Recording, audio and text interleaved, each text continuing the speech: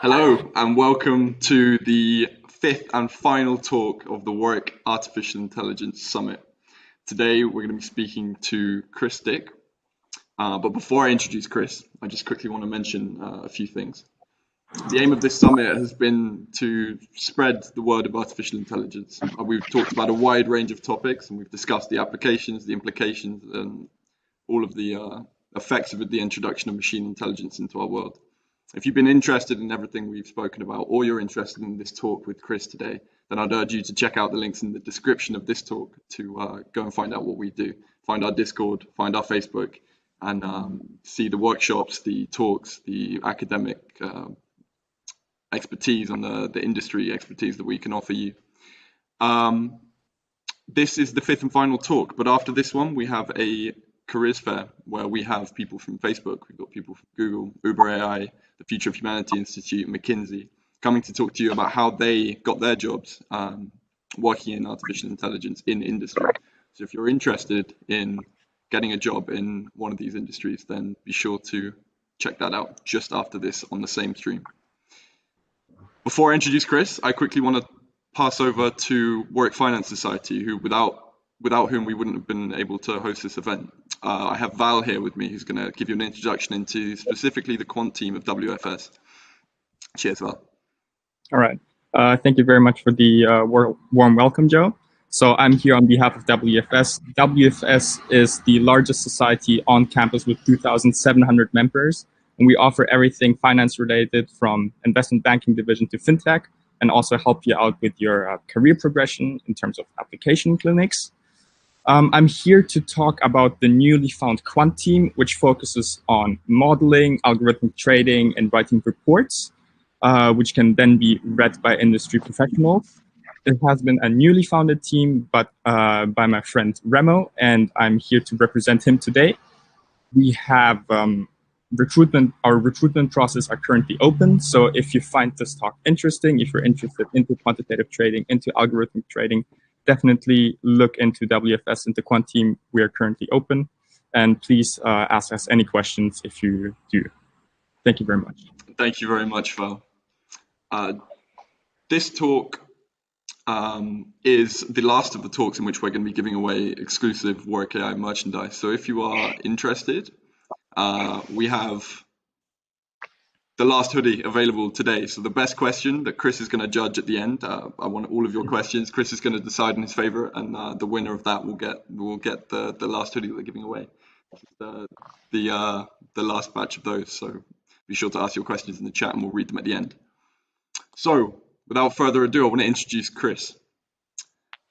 Chris Dick is a quantitative trader from B2C2. Building trading strategies using machine learning. Chris has a background in computer science and in mathematics, and has previously worked as a trader for Citibank for 5 years.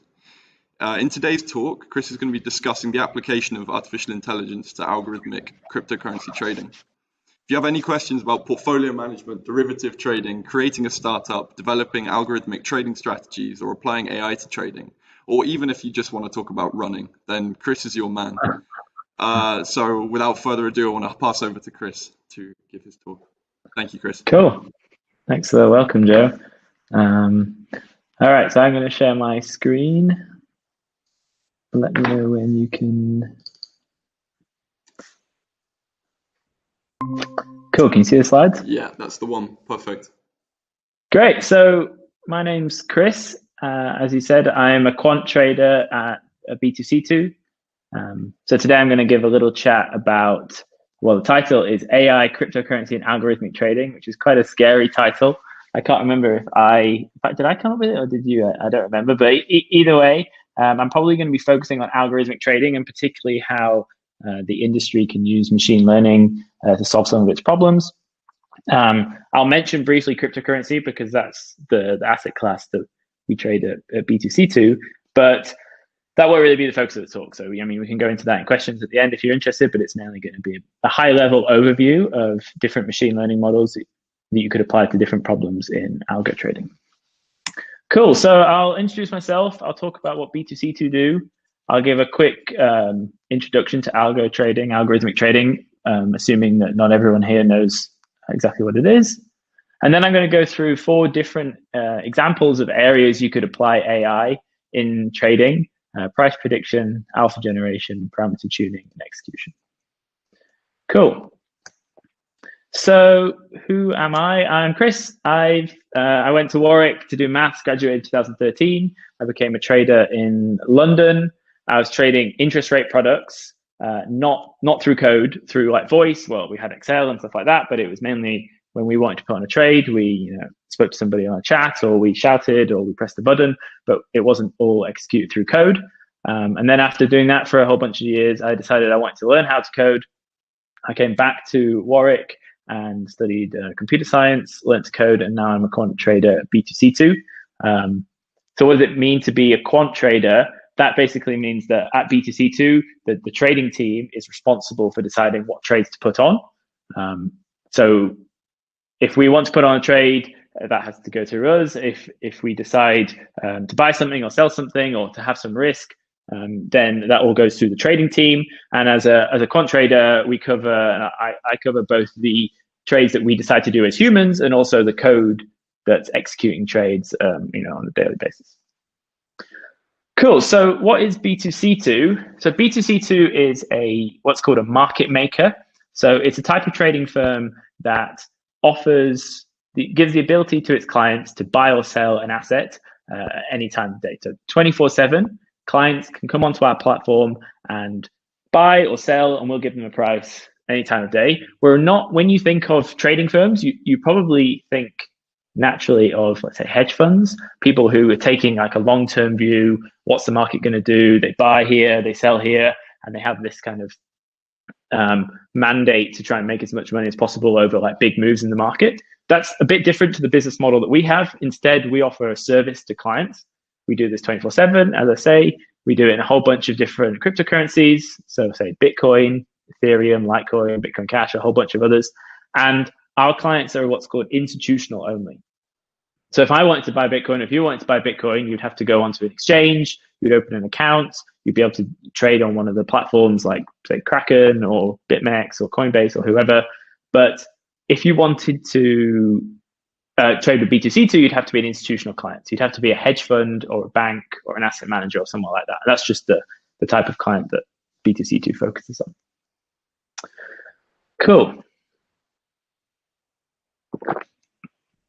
So this screen here is not B2C2 screen. This is one of the exchanges. I think it's actually Coinbase. Some of you might recognize it. I took a screenshot to kind of show what it's like to try and go onto an exchange and do buy or sell some Bitcoin. And then so I can contrast it with the offering that B2C2 give, just so that you guys have a better understanding of what algorithmic market making is. So this screen's kind of confusing. At least that's the first thing I thought when I see it.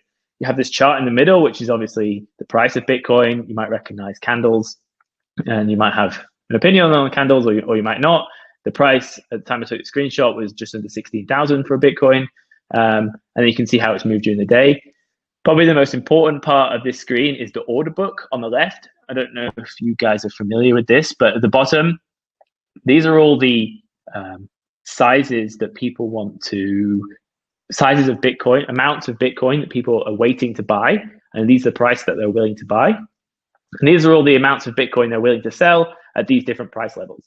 So these numbers you can see here. So this person's waiting to sell 2 Bitcoin at a price of 63.70. They haven't yet sold it. They're waiting to do it. And then if I wanted to come and buy some Bitcoin, I could trade against this order book, and I would kind of what's called trade against these levels. So if I wanted to buy 7 Bitcoin, I could buy them at 61.56, and then another 3 here, and then another 1 here. And that's how I would be able to execute on an order book. It's actually not super straightforward. You have to put a lot of thought into it. You have to know what you're doing. These prices move around a lot. There are lots of sophisticated traders who trade on these order books. So instead, B2C2 offers a much simpler platform. And I made this on Google Slides. This is not what our website looks like, but it's very similar. If you went onto our website, you would see we have a price where you, the client, can sell Bitcoin, and a price where you, the client, can buy Bitcoin. And our job at B2C2 is to just make sure these prices are updated as regularly as possible, make sure they're as fair as possible. If you want to buy, you'd be buying at this slightly higher price here of $3. and you'd be selling at the slightly lower price here of $2. So because of that, at B2C2, we take the opposite side of the trade, and we would be buying Bitcoin low, and B2C2 would be selling Bitcoin slightly higher, and we'd be capturing this $1 spread in the middle, and that's how we make our revenue. So I hope that's relatively straightforward. Our job at B2C2 is just to figure out what the fair price is right now, offer that to you as a client, make sure that there's always 24/7 an easy way for you to click and buy and sell. And then once you've done a trade, we do the opposite side of that trade, and then we turn around and we need to go and cover our risk. So if you've just bought some Bitcoin, we've just sold some Bitcoin, and then we need to go to the exchanges, a bit like the exchanges you saw here, and cover that risk. So that's kind of what market makers do. And that's roughly what my job was at Citi, but I was doing it by voice, and now I'm doing it algorithmically. Cool. So what is algo trading? I've just explained market making, but there's a whole bunch of different types of algorithmic trading. And this talk is here to focus on AI. So I'll try and go through this as high level as possible, and we can get into some of the details later if you're interested. But algorithmic trading can come in a whole bunch of different forms. The hedge funds that take the longer term views. There's the market makers who provide different prices. There's asset managers who hold money on behalf of other people and then need good execution algorithms to enter into the trades. So if I look at the Bitcoin price, say for the last 10 years, you can see it started off around 0, and then it shot up. It actually went to 20,000, but it was there so briefly that this chart doesn't even capture that. And then it fell down again. We had a bit of a crypto winter here in 2018, and then it's recovered now, and actually we've had a good few months in terms of price, and this is how the industry works. So then if you were a hedge fund, you might take some long-term views on, okay, I think the market's reached its maximum, it's probably time to have another crypto winter, and that might be the view that you have over 6 months, or you might think it's going to keep going and go to 20,000 or even higher. But then you could also zoom in. Instead of taking a long-term view, just look over the last day, and you can see on this chart the prices move between 16,400 and say like 15,700, so a much tighter range, but still reasonably volatile. Or you could zoom in even further, and in this chart you'll see like just 1 hour's worth of price movements, and actually this is more the scale that B2C2 are looking at. In fact, we're probably looking on an even smaller scale, just trying to predict what is the fair price to show our clients, right now, or in the next few seconds, or maximum over the next, say, like few minutes. And that's so the time horizon you're looking at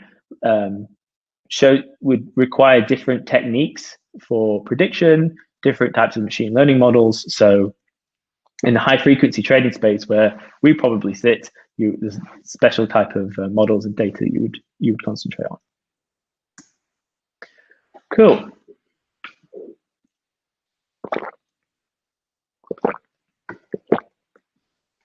So the first example of how to use AI in trading is price prediction. And I think that's probably the problem that most people think of when they think about trading. And the problem is relatively straightforward. So I took this screenshot yesterday when I was making the slides. Around 4 p.m., the market went up and then kind of plateaued for half an hour or so. And then there's suddenly this quite a drastic fall where the market fell like $200 in 20 minutes or so. And if you're sat there at 1650 and you want to predict where the market's going next, then it could go up, it could continue its fall, or it could plateau again. So then you might want to apply some machine learning models here to predict where the price is going. So here are two commonly seen machine learning models. If any of you have done like a simple statistics module, you'll have come across regression. Basic regression is basically trying to draw a line through a whole bunch of points. And then you can get more complicated, like multivariable regression, or even more complex models that do more interesting things. But a lot of people will look at regression and say, oh, it's really boring. You only learn that in like your first class of statistics and you forget about it.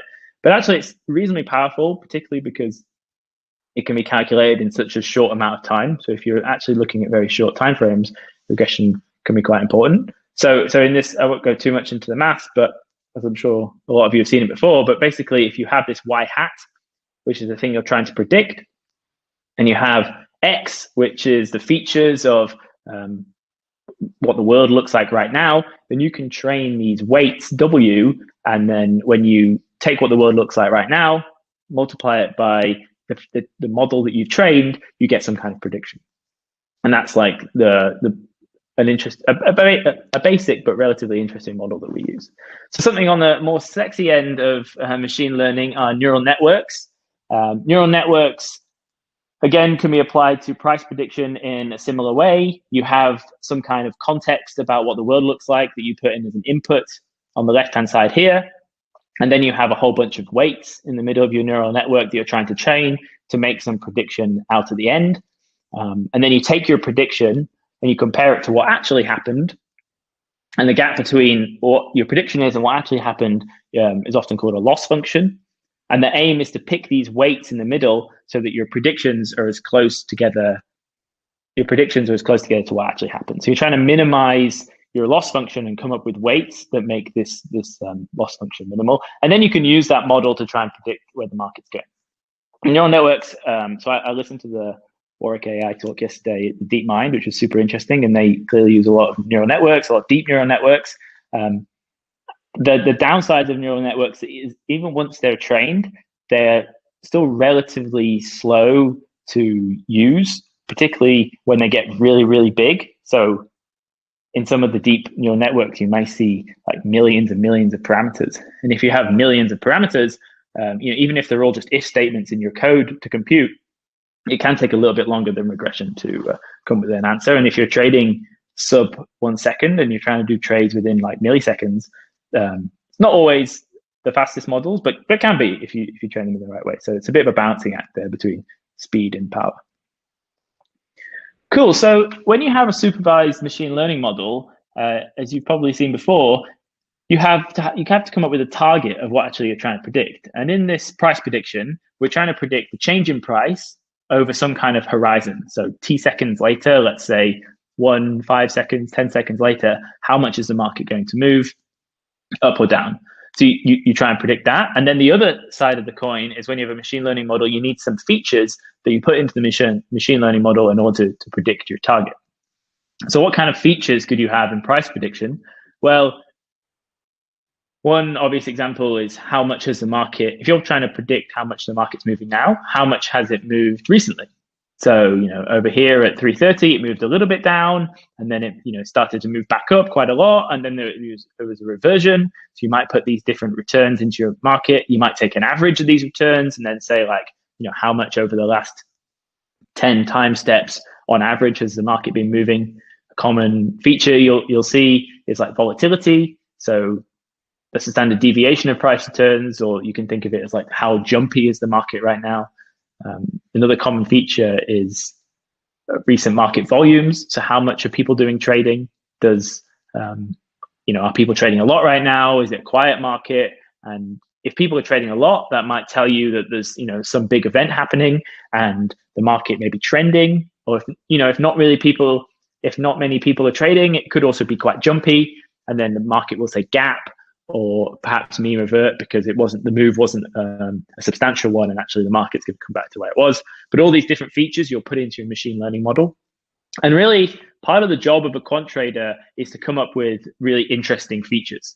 So yes, the model is important, and yes, you have to define the target well, but coming up with super interesting features that have information is part of the secret sauce. And while these are like really standard features I put on this slide, the ones that are the most interesting, the most powerful, obviously, I don't really want to mention because they're the things that we come up with, and that's like super useful for us. So part of the interesting part of my day-to-day job is, understanding the markets and having a think about what kind of things have happened that are informative, and turning those into statistical features that we can use in our predictions. Cool. So the next example of how to use AI in training, I'm going to talk about alpha generation. Alpha generation, if you know what it is already, it's very similar to price prediction, but adds some extra layers to it. And so I looked on Investopedia for what their definition of alpha was, and they have quite a good definition. They're just saying alpha is a term to describe a strategy's ability to beat the market. So it's kind of, when you think about your traditional hedge fund making a bet on the future, their alpha is trying to outsmart what everyone else thinks. Okay, and that requires much more than just price prediction. So actually, while in the previous example our target was, say, direction and perhaps some kind of holding period, you also have to really think about when you're getting out of the trade. So that's the other side of holding period, is if I'm going to predict the market's going to go down, I need to have some kind of guess or a decision about when the market's going to stop going down and when I'm going to get out of this trade, because you could have a completely different profit and loss when you get out of the trade immediately compared to when you hold the trade for 6 months, right? I mean, you might have put on a trade here and the market falls and you get out of it 30 minutes later and you've made money. But in the long run, if Bitcoin goes up to 20,000 in 2 or 3 months, then it's obvious that you would have lost money. So your holding period does matter a lot. Your size of the trade is a really interesting one. So I was listening to Paolo's fascinating talk this morning about poker and chess and other strategic games in AI. And one of the things that's important in poker is that the bet size that you do is proportional to how confident you are when you're making bets. And you might want to apply some similar analysis to trading as well, to make sure that you don't just go all in every time your model makes a prediction, because with any statistical model, it's going to be right some of the time and it's going to be wrong some of the time. And then there's stop loss and take profit, which is one way of kind of staying humble with your model and admitting that you won't always go right. So when do you cover your losses if you go wrong, or when do you take profit when things go in your favor?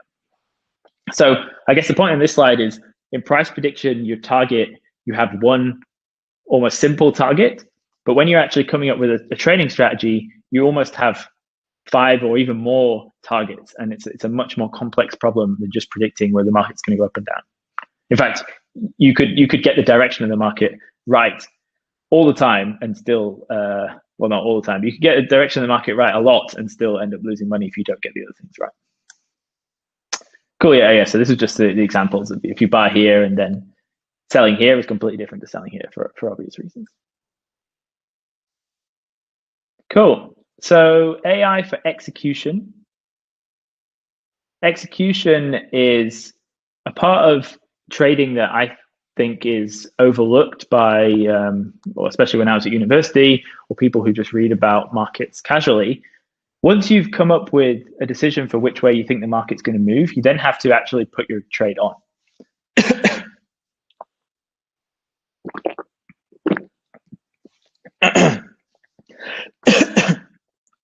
I get dry throat when I'm talking. So AI for execution, the idea there is, even if you know where the market's going, you need to put your trade on. And it's not always that easy to do, particularly if, so we saw some order books earlier on the Coinbase page, and you could see that if I wanted to buy 100 Bitcoin, there was no volume to do that. So let's look at this next page. So here is a page from BitMEX, which is one of the exchanges that you could trade cryptocurrency on. And here's another order book. And the idea is, so let's go back to the order books quickly. So when you trade via a broker or you trade via B2C2, you just click and then you manage to get your Bitcoin and you're long, and the market either goes up and you make money, or it goes down and you lose money. But if you actually take trading back to where the action really happens, it all happens on order books. So when you think of trading, you might look at the price of Apple shares on Yahoo Finance, and you see the price, and you call up your broker and you manage to buy some Apple shares. But what's ultimately happening is that there's an order book somewhere where people are waiting to buy, people are waiting to sell, and then other participants are trading against those buys and those sells. And this is the core of almost all markets these days. And this is where like the action happens. And if you're thinking about how to execute your trade and how to get the best price for the trade you want to put on, you really have to understand how order books work. So I'll revisit what I said before. So these are the different price points, and these are the different sizes that people are waiting to buy. So you can see these are in dollars. So you can see someone here is waiting, or multiple people here are waiting to buy $750,000 worth of Bitcoin at 26.5. But then after this level, it kind of thins out and not many people are waiting to do stuff. And then on the other side of the order book is actually a different situation. So there's $250,000 worth of sales waiting here, which is much smaller than the 750. But then behind that level, there's also some other chunky levels. There's 100 grand here, 170 grand here.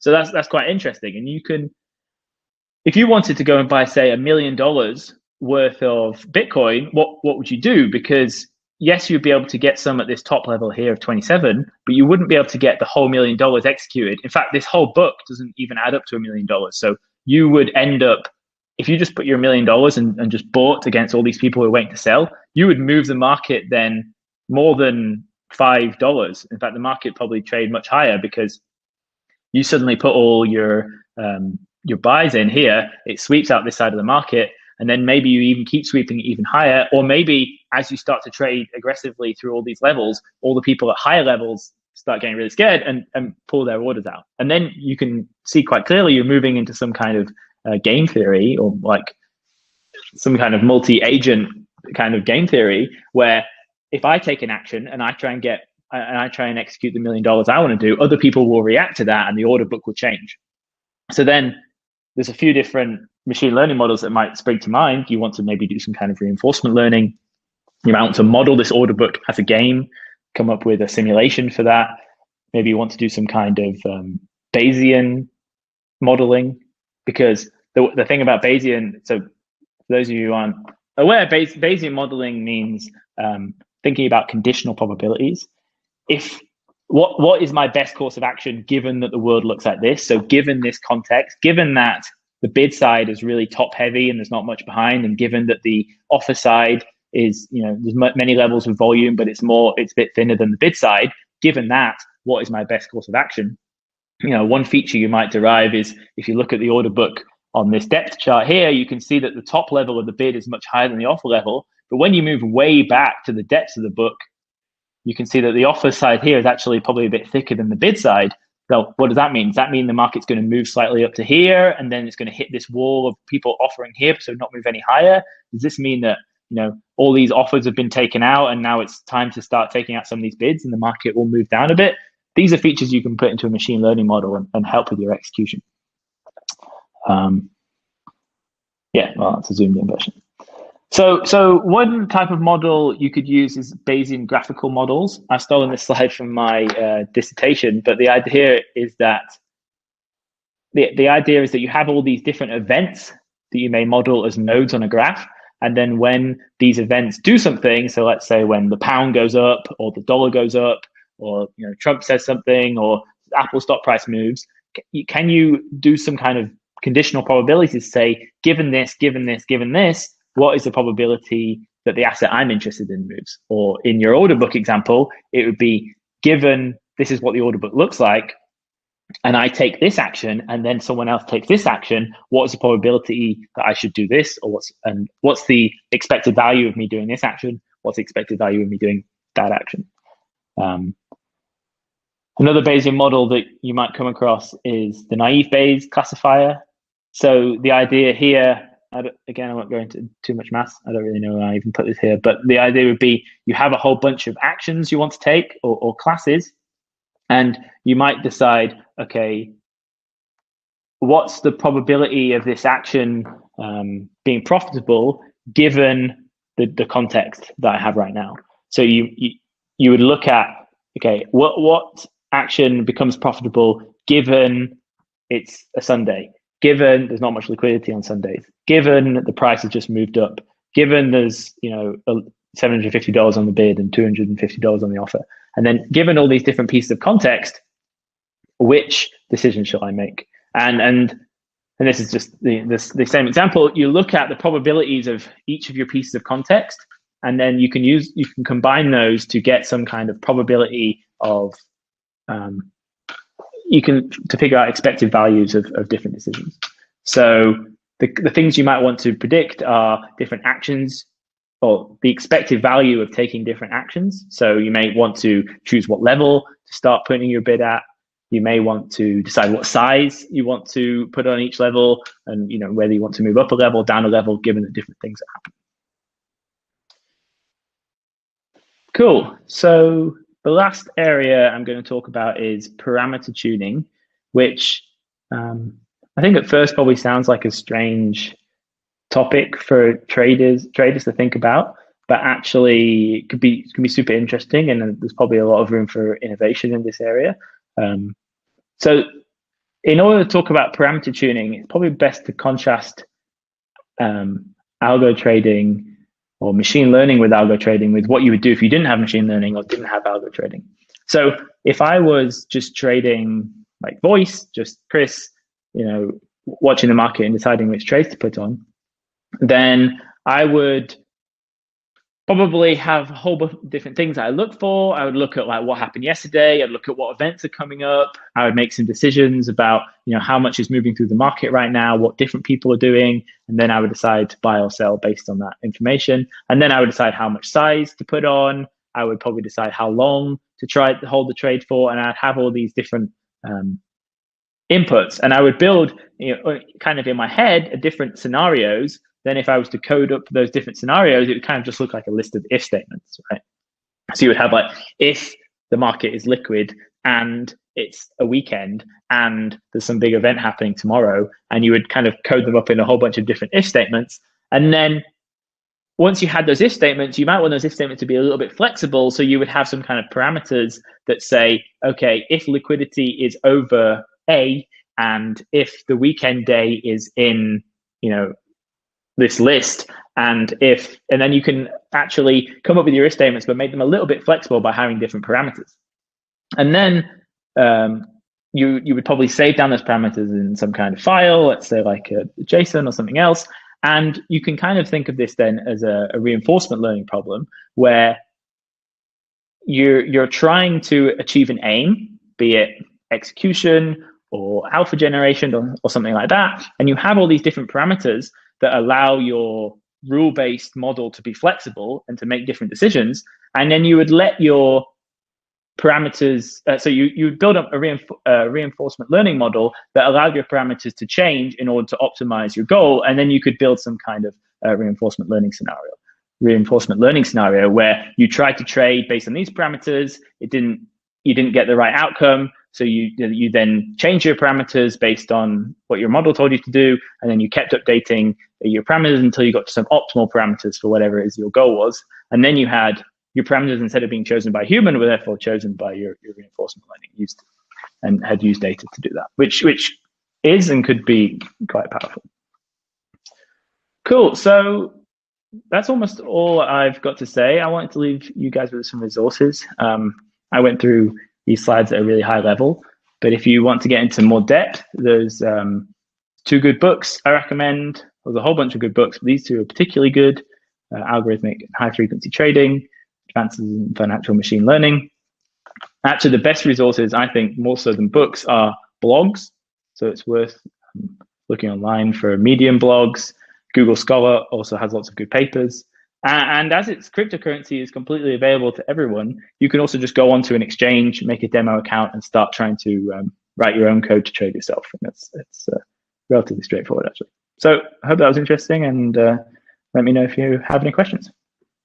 Fantastic. Thank you so much, Chris. There's a few questions in the chat that we'll start working through if you'd like to end your presentation.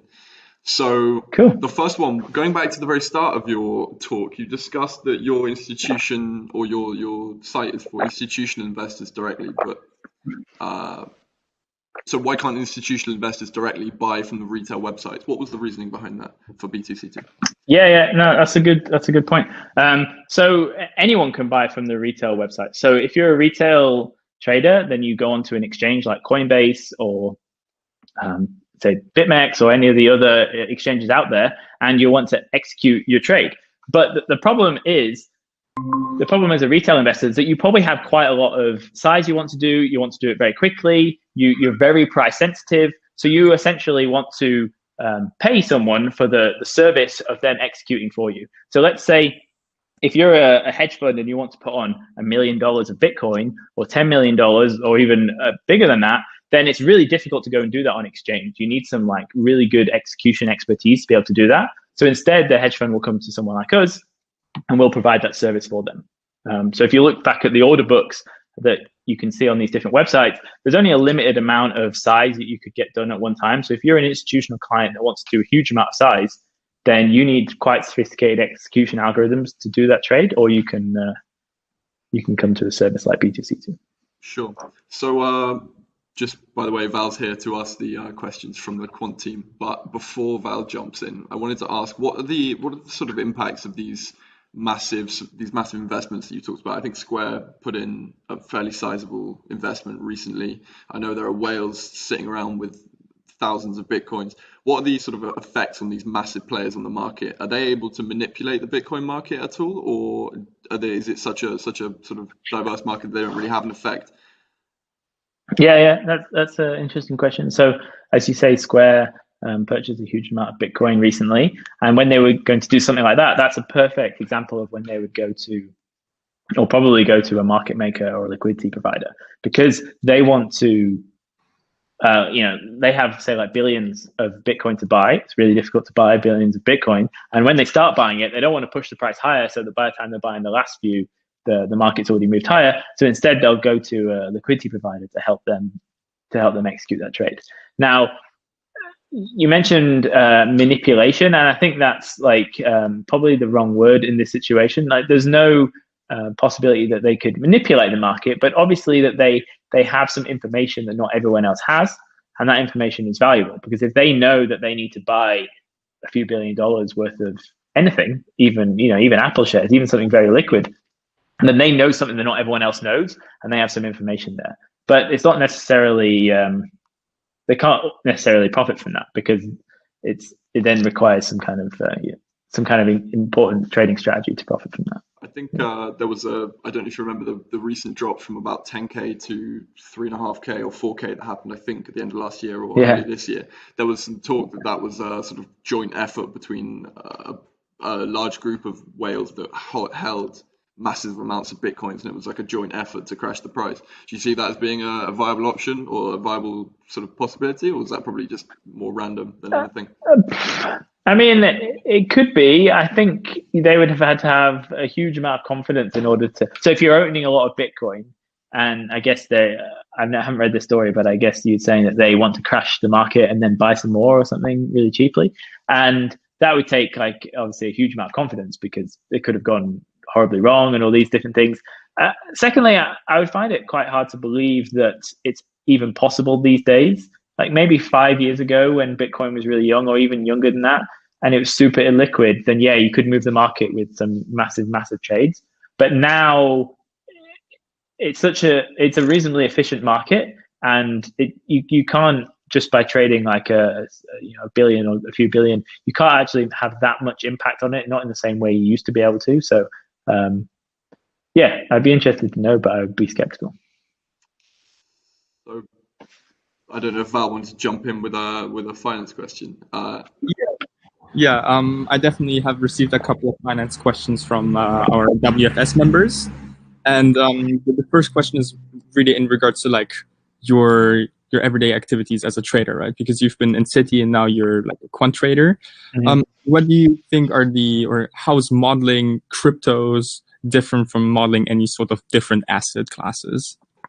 Yeah, I guess that's two questions. The first is like, what am I doing like day to day, I guess. So it's roughly a mixture between managing what's going on, like managing what our clients are doing on the day. So, we will get some risk. I'll get in the morning, we'll have some risk. I need to hedge that risk, maybe tune some parameters, maybe monitor how well our different trading strategies are doing, make sure that the price we're giving to clients seems fair and reasonable. And then I'd say the other half is probably thinking a bit longer term about longer projects. Can I go with some new models, some better ways of like helping our clients with what they want? And then you get a bit of time to like not think about the day-to-day movements, and then start building some models that takes a lot longer and do data analysis, which is obviously super interesting, and I guess part of the reason we're all here. So then your second question was, how is trading crypto different to other assets. I guess the naive answer is that it's not really that different. It's just another asset, and it moves up, it moves down, it has reasons it moves up, and reasons it moves down, and you need to just take those into account like you would with any other asset. But the more detailed answer to that is probably that it's still a relatively young asset, and because of that, there's lots of different things that you wouldn't get with a mature asset that you would get with cryptocurrency. And then there's the really idiosyncratic stuff like I don't know how much you guys know about crypto, but it's all written. It's a currency that's all written in code, and this code can like do funky things, right? It rarely has bugs, but it does sometimes do things like split in two, and then so today actually Bitcoin Cash is forking, which means that two different developers on the high level version means two different developers that are working on the Bitcoin Cash project have different ideas about what to do with the code. And then one group will go one way, one group will go another way. And then actually the currency will split into two. And if you owned one Bitcoin Cash this morning, you now own one of the new Bitcoin Cash and one of the old Bitcoin Cash. So then that's like a weird thing you wouldn't get in normal currency markets, and traders need to be aware of that and monitor that as they're happening. I'd really like to get into that a little bit more. Do you see sort of, obviously you're working in trading crypto, so I'm assuming that you see a future in cryptocurrency, or conversely, you don't see a future in fiat currency. Is that true, or do you think these two are going to sort of live simultaneously for a while? Where do you think we're going to end up in the future? Yeah, so I guess we're getting a little bit away from AI now, but I'm probably in the last camp that you mentioned, where I think that they can live on simultaneously. Cryptocurrency, it's almost impossible to get rid of cryptocurrency now, unless because of the nature of how it works and the nature of how markets work, that it would basically require everyone who's ever interested in Bitcoin to all agree that it was useless now, and then that's some kind of like global coordination that's frankly not possible. So it'd be very difficult to get rid of it. Will it replace fiat currencies? Well, everyone has their opinion on that. My opinion is no. We pay taxes in our fiat currencies, and until you can force people to pay taxes in some other way, you won't get rid of them. Sure. Taking a question from the chat now, Tom wants to know whether you think that sort of traditional handwritten algorithms are going to be superseded or replaced in the future by strategies, like more intelligent strategies involving machine learning, or do you think again that these two could sort of live on together? I think well, so what a lot of places have now anyway, is that you have algorithmic strategies that require a human to like manage them. So instead of deciding do we buy or sell, it's more deciding what parameters we're going to have, or even if there's an algorithm tuning the parameters, it's like what's tuning the parameters of the algorithm that's tuning the parameters, and that oversight is surely going to be there forever. But then it just depends how far removed that oversight is from actually what the algos are doing. So yeah, I don't see like, it's not one of the, I don't have in other topics about AI, you say, oh, well, the humans will be completely replaced and then you'll never need humans again. I think the nature of how markets work, the fact that they react every time you do something, means that humans will basically be required in some form indefinitely. That would be my opinion. Or maybe I'm just saying that because I hope I don't get out of a job, but yeah, that's my opinion. Now that we kind of like touch up upon the subject of like trading strategies, by arguing like, okay, well, can algorithms kind of replace the algorithms that we as human beings come up with? You obviously have to feed these types of algorithms with massive data sets. Do you think that you're using alternative data sets than you would be using in like regular asset classes? Yeah, that's a good question. So the most obvious data set that people use is historical prices, right? So like what's the price done over the last few seconds, minutes, hours, days, etc. And that everyone obviously uses that. And then on top of that, you can add alternative data sets like news or metadata or information about maybe who's been doing what or how things have been moving around the world. And we do use some alternative data, and it's possible to use other alternative data. But the thing that's worth mentioning for us, this is not really crypto specific, but more for market making is that we're working on such a small frequency that we're not looking at like fundamental research. So if you were like a hedge fund deciding to take a position in Apple stock, I keep using that example, but over a year, then you would look at Apple research reports and you would look at their annual statements and things like that. And you would maybe do some NLP and some natural language processing on these different text documents you have. That's not really necessary for high frequency trading. And particularly because if there is a text document, it's almost always comes after the move on a low, not before. Whereas if you're looking at a long time scale, the text may become before, but in high frequency, it's typically after. I'm happy to be proven wrong there. So we've got some more questions from the chat. Stefan wants to know, what exchange order books do you guys analyze? And since you're moving large amounts of crypto, do you have models to analyze OTC trades? Yeah, so I can't go too in depth about exactly what we do and like which features we do, because as I say, that's part of our that's what our business is like built on. But instead, I could say that because we're executing, we have basically two sides to our business. Our clients come to us and they execute trades with us, and we have good relationships with clients. We exist in order to serve them and to like provide a product for them. But once that we've done a trade with them, we have to turn around and try and hedge it on exchange.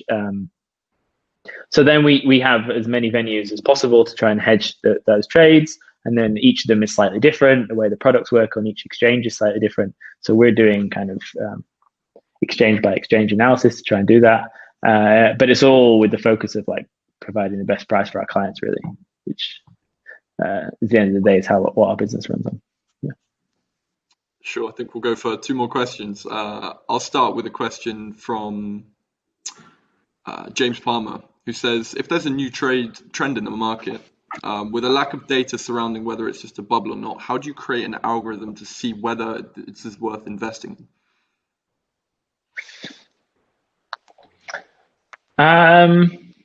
That's quite an interesting question. So the thing is that or at least in my opinion, just outright predicting what the market's going to do next is basically impossible, or like near enough impossible. Or if you knew how to do that, you'd be a billionaire already, and you wouldn't need to be at this talk. But instead, what you do is you try and model what is the probability of it doing this, what's the probability of it doing that, and then given the information you have, given the historical examples of what happened and what the context is right now, what is your expected value of each action, right? And that's kind of the way you think. So when it comes to, the specific question was about whether or not you can predict bubbles and things like that. I personally don't look at the time horizon of being able to decide like, is this week the top of the market or is next week the top of the market? I guess instead we're just looking at like, what's the market doing in the immediate term. But I guess one thing to think about is when you're doing algorithmic trading strategies, one way of categorizing them is between mean reverting strategies and momentum strategies. So if you're thinking like, is this the top of the bubble? You're basically saying the market's gone up. Is it going to mean revert and come back down? And that's a very different strategy to, I think the market's going up and I think it's going to continue going up. So then you probably have some different ways of looking at those two possibilities. Fantastic. Okay, well, I think I'm going to ask the last question from like the WFS members, and this is more of a, I would say, career-related question, maybe. Cool. So you started out as a rates trader at Citi, and what do you think was your relationship with the pricing quant back then? Now looking at yourself being a quant, how is your relationship with those rates traders? Okay, yeah. So actually, one thing to go through, explain before I answer the question is that a quant at a bank does something very different to a quant at a hedge fund or at a market maker. And a quant at a bank is often the people the very smart people who build models and build like risk systems and pricing systems and things like that. And they can regularly code, they can do the mathematics to like build these systems. And then the traders rely on the quant systems in order to be able to place trades. At a quantitative fund or a market maker, the quant and the trader is basically the same person. So there isn't this relationship between, okay, the model that the trader wants, they need to ask the quant to build it. The quant goes away and builds it and then brings it back to the trader for the trader to use. Instead, like my title is quant trader, which means I'm coming up with models, then I'm using them, and then I'm saying, oh, it doesn't really work, and then I go back and I try and build a new model, and then I use it again. So so that's the context worth noting. So then to answer the question directly, when I was a rates trader, I was trading exotic products, so products where the price is not obvious. So you have to use some complicated maths, some like Monte Carlo simulations to figure out what the price is. So we had some quants who built some fantastic models, and we were like super reliant on the quants models in order to trade. So we had a great relationship with them because the traders recognized that we needed the quants, and the quants knew we were grateful. But in my new job now, we're all one team and maybe even the same person. So it's a bit different. I see. Thank you. Yeah. Fantastic. So thank you so much, Chris. That's going to be the end of our questions for you. Just before you go, I wanted to find out whose question was your favorite. So I'm going to read them out quickly, and you tell me which one you like the most. So we had the question about institutional investors. We had the question about would it be counterproductive if the market was excessively traded. We had the question about the exchange order books, which you said you couldn't answer. We had the question out of the features of your sort of pricing strategy. We had the question about trends in the market and predicting bubbles, and we had the question about do you think that training with AI will remove the need for traditional traders?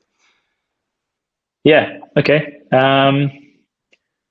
So I think I like the. Oh, sorry. There's also some WFS questions. You had the questions there from Val, which I don't know if you can remember them. Yeah. So there's one about the like modeling cryptos versus like different asset classes. What are the main differences? And then what kind of data would you be using for your trading strategy? And then lastly, the question I just asked about your careers and stuff. Yeah. It's all cool. online. Well, quite a lot of questions now. Now we think back to it, but no, I think the bubbles question was my favorite. Maybe because I thought my answer to that one was the worst. So it was the person who asked that question was thinking about the right kind of things, because if you can predict these complex events that do happen, but people get caught offside and there are big moves, then that's really valuable for whatever kind of service you're trying to provide to your clients. So. Fantastic. Well, James Palmer, if you get in touch with us, we'll send you your hoodie.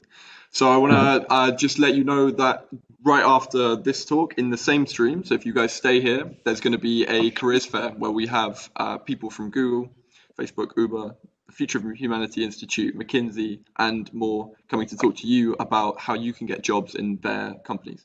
So if you stay put for another 5 minutes, in this same stream, we'll be back to bring you that. I want to say thank you so much to Chris and for Val from the Warwick Finance Quant Society for joining us here.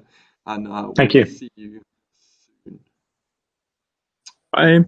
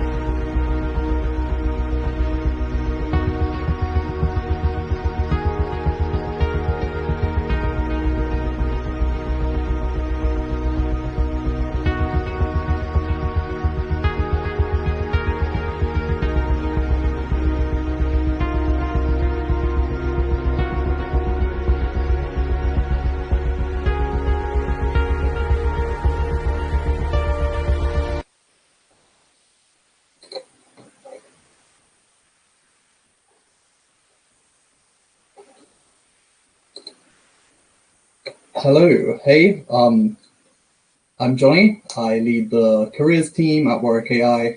And by team, I mean myself.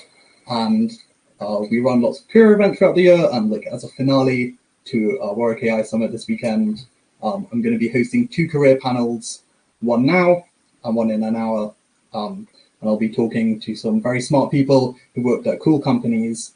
And they'll basically be able to give you some hopefully interesting advice about why they chose to go and work for these companies and why they basically made these decisions and how they got in, and lots of other cool, interesting bits of knowledge. If you have any questions, feel free to put them in the chat. But the way this session will run, we'll have about 2 5 to 10 minute mini speeches by both of the people, basically introducing themselves and talking about why they made the decisions that they made to go into these companies. And work and explore these things. And then after that, we'll have just open Q&A. And just for that, feel free to put any questions in the chat and I'll pick up on some of the most interesting ones and ask these to both of our panelists. But yeah, it's awesome to begin. So if you want, Neel, I'll let you start. And then do you want to go to Michael, if that's okay? Works for me. Should I begin now? Yeah, sure. Cool. So, hey, I'm Neel. I've just graduated from a maths undergraduate degree at Cambridge, and I'm taking the next year to see if AI research is for me. I'm about a month into a research project with the Future of Humanity Institute in Oxford, and in January, I'm going to be starting an internship with DeepMind. I'm very happy to chat about the application processes there, but I'm pretty shortly into this. So when trying to think about what I can have to say here that would be interesting, I don't think I've got a lot of deep AI expertise to share. So I thought I'd instead try to share some like general career advice. And something which I think is often underappreciated is I think that career choice is really, really important. Like the length of the average career is about 80,000 hours, which is a horrifically long time. And the choices you make massively shape your happiness, your lifestyle, just what you're spending your time doing, how stressed you are, and just the impact you have on the world and how the world is different from having you in it. And something which I think is pretty underappreciated here is that this is a really, really personal decision. We all have different tastes. We all have different skills. We all have different things we care about achieving.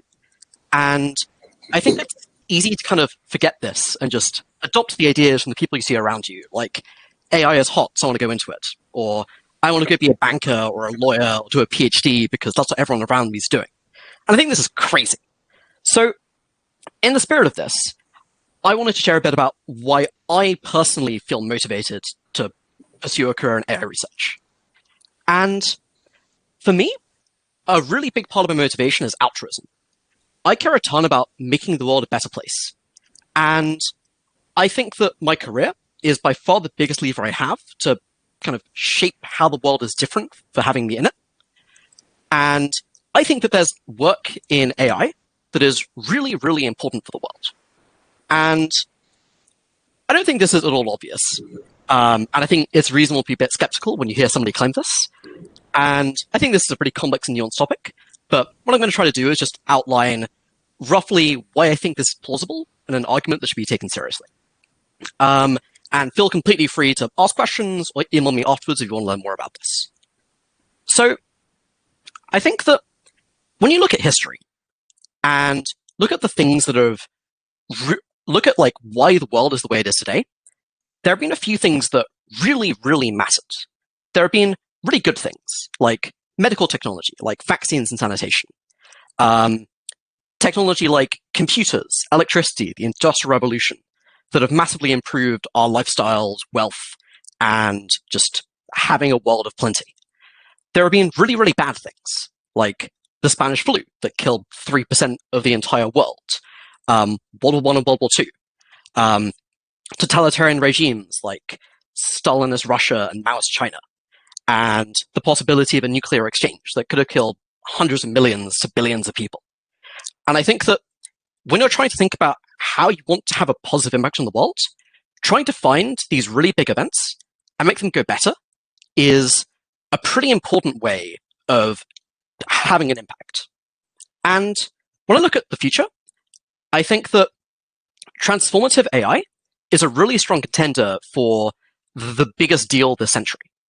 And to be clear, I don't mean current AI systems. I mean what AI could be with another 50 to 100 years of progress.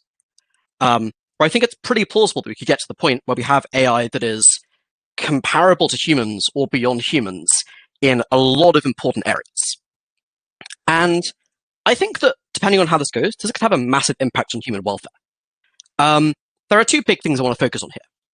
The first is just the technical things behind how we make it, because we're making an autonomous agent and we're giving it goals and we're telling it to achieve them. And if we don't keep it under control, or we don't perfectly give it our goals, this could go really, really badly. And the way AI research normally tends to be done is that the goals you give an agent are really clean, simple, mathematical, idealized, easy to code. While the things humans care about are really hard, complicated, and messy, and really hard to encode. And I think we can see a bunch of things like this going wrong today when we look at, say, YouTube and Facebook recommender systems, of what happens when you don't perfectly encode the things you actually want. And as a case study, what could happen if we just fail at this challenge? I think gorillas are a pretty interesting thing to think about. Humans are much, much smarter than gorillas, much more powerful. And gorillas basically only exist because we want them to. Like, they're in zoos or they're in nature reserves, and they basically have zero autonomy or control over their lives. And this is not the future I want for humanity. A second thing that I think is important to think about is, even if we get all of these challenges right, the governance and policy responses to transformative AI, I think that there's a realistic chance we can make AI that is capable of doing basically everything that humans do now, but faster, cheaper, and automated. And this has potential to be one of the most economically valuable things ever invented. And I think this could go incredibly well or incredibly badly. Self-driving cars are a pretty interesting example of this. I think there's a realistic chance we get them in the next 10 years, and they have the potential to put tens of millions of people out of work, and also the potential to just add a ton to the economy. And it seems really, really important to make sure that this goes well for the world and that everyone profits from the bounty of AI, rather than destabilizing geopolitics or concentrating wealth in a couple of really powerful people. And finally, I think that there's important work that can be done on this. Just having people who care a lot about world altruism and the consequences of their work at top firms like DeepMind, I think is really important. I think there's a lot of good research that can be done on things like understanding what happens in a neural network, being robust to problems like adversarial examples, moving past these clean, simple rewards, and being able to encode semantic complexity. And I think that this is much more nuanced than just going and finding a career in AI. You need to think about the real-world consequences of your work, the things that matter, and find the highest leverage ways to make a difference. Find the things that won't happen by default, but where you, as an actor who cares about doing good, can make a really big difference by influencing the trajectory of how humanity goes over the next century. And yeah, that is my case for why I think that as an altruist, working on AI can be one of the most impactful things you can be doing. Thanks, Neel. That's pretty cool. I think, personally, I agree with a lot of the points raised there. Yeah, and I'm just Michael, what do you sort of similar opening question? What is your background? And why did you choose to go and work at the place where you work and choose to go into AI in general, I suppose? Hi guys. Yeah, my motivation is much simpler. All my family are largely very numerical. My brother's done a PhD in physics. My little brother's in military intelligence, and my sister's a lawyer. Actually, she's the odd one out. But we all grew up playing with Lego and Technic, and my mum did a computer science degree whilst we were kids. So our house was always just numbers, and computer science was just the thing of the house. And we had this ideal role model of doing university and higher education right in front of us. So I think long story short, I went and did maths and physics at Bristol about 15 years ago. Then Bristol was wicked. It was so much fun. I absolutely loved it. My research project in my final year was like galaxy cluster cooling flows. Anyway, I can explain, but it's really cool. And I absolutely loved it. It's so much fun. So I was like, this was back in 2009, and like everyone in my university was going into banking back then. 2008, 9. I guess banking hadn't quite died as a career option back then. it was dying. But I wanted to do research. I was like, this is so much fun. It's literally just like playing with Lego, but you get to share and talk to other people, and the community is larger. And you get paid to do it. I guess it's pretty hard to make a career out of playing with Lego. So I spent a few years between undergrad and postgrad. I was living in Japan teaching English, is what a lot of people do. Then I went to Warwick for the complexity science program. It's now called Mattinson. It's a really cool program. Really enjoyed it. First year is a fully taught master's. It's pretty intense, but you learn loads of stats, and I think it's becoming more and more machine learning now since I did it. And then my PhD I haven't quite finished my corrections yet, so I'm still at the tail end of my PhD. It's in operations research in the business school, doing optimization, like machine learning, augmented optimization algorithms. And it's super cool, super awesome. My supervisor and I, we're two peas in a pod. We have these big, long, rambling discussions about lots of different things, and we got so much fun. I was quite rare that most people go into a PhD and then there's a communication barrier between them and their supervisor often, or the mission goals are a little bit misaligned, but I didn't have any of those problems. I absolutely loved it. What's next? Okay, yeah, and then I did an internship one internship in the medical school, because my wife's from Japan, and for visa issues, I needed to jump through some hoops, and one of those hoops was quit your PhD for 6 months. And my supervisor was like, hey, there's a stats group in the medical school. You could go work with them for a bit, and went and worked with them. It wasn't that much fun. It was cool. It was easy, actually. Like, coming from a more mathsy background and going into the medical school, it was like, oh, you fucking idiots, because I could do this work all day, right? Anyway, sorry, that was quite an arrogant thing to say. Then in 2017, the complexity science department in Warwick, they organised this machine learning summer school. They invited lots of Excel speakers, and one of the speakers was a research scientist from DeepMind. And I was co-organising bits and bobs of the school, and at the end of the week, we all went out for dinner and whatnot, and one thing led to another, and this DeepMind research scientist, to me, hey, send your CV. Maybe we can get you into the internship or something. 6 months later, I got an offer being like, hey, you can, let's do an internship. And I was like, woo, it's so awesome. It's so much fun. In 2018, I was at DeepMind for a few months doing an internship there. And it is, it is what everyone says it is. It's really, really intense. Everyone's insanely smart. It's super productive. There is loads of free food. There's health insurance. There's massages. You get a massage allowance. You can, I think you're one every 4 months or something like that. But I use mine up. Don't worry. They have sushi days. They have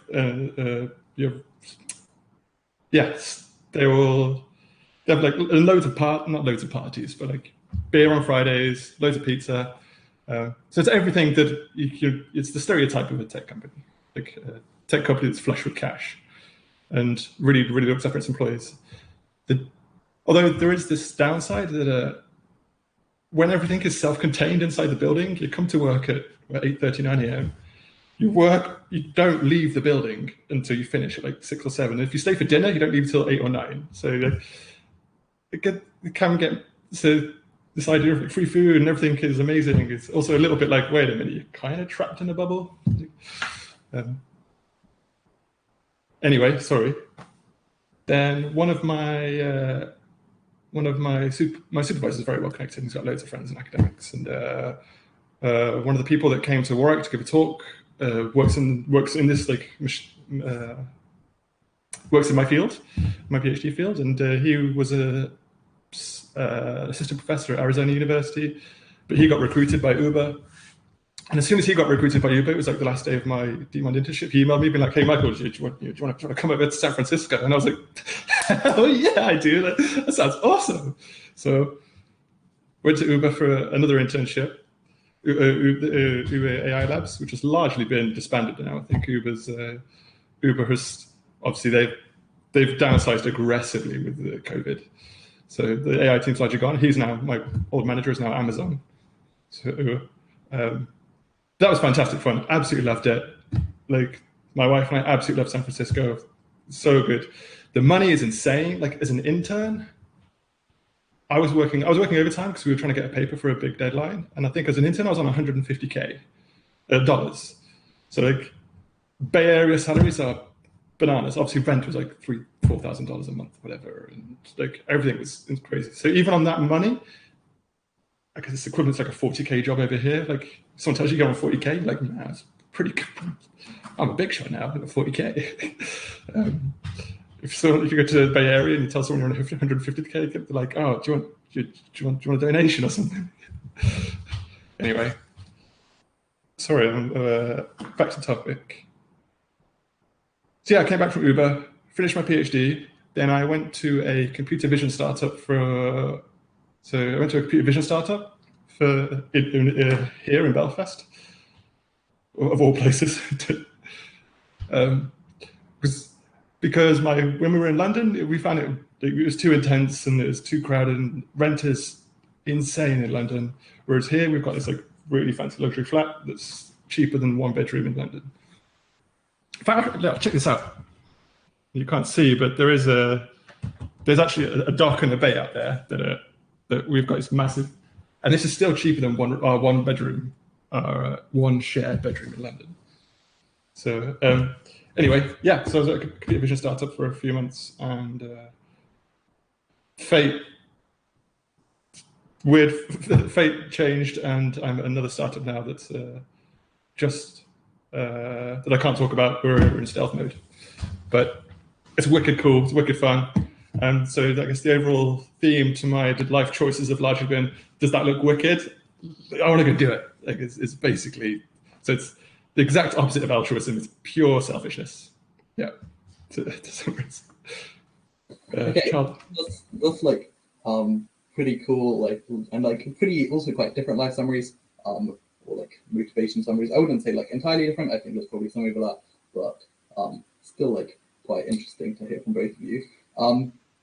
So we've already got some questions in the chat, and I might just like fire these off. And if either of you wants to answer them or thinks like you're more suited to answer them, so for example, if there's like a question about DeepMind, which both of you have like interviewed / got offers from / work there, or for you, Michael, then just feel free to like be like, yeah, I want to answer this question, or like, no, I don't want to answer this question. If both of you don't want to answer it, then like I'm more than happy to move on to another question.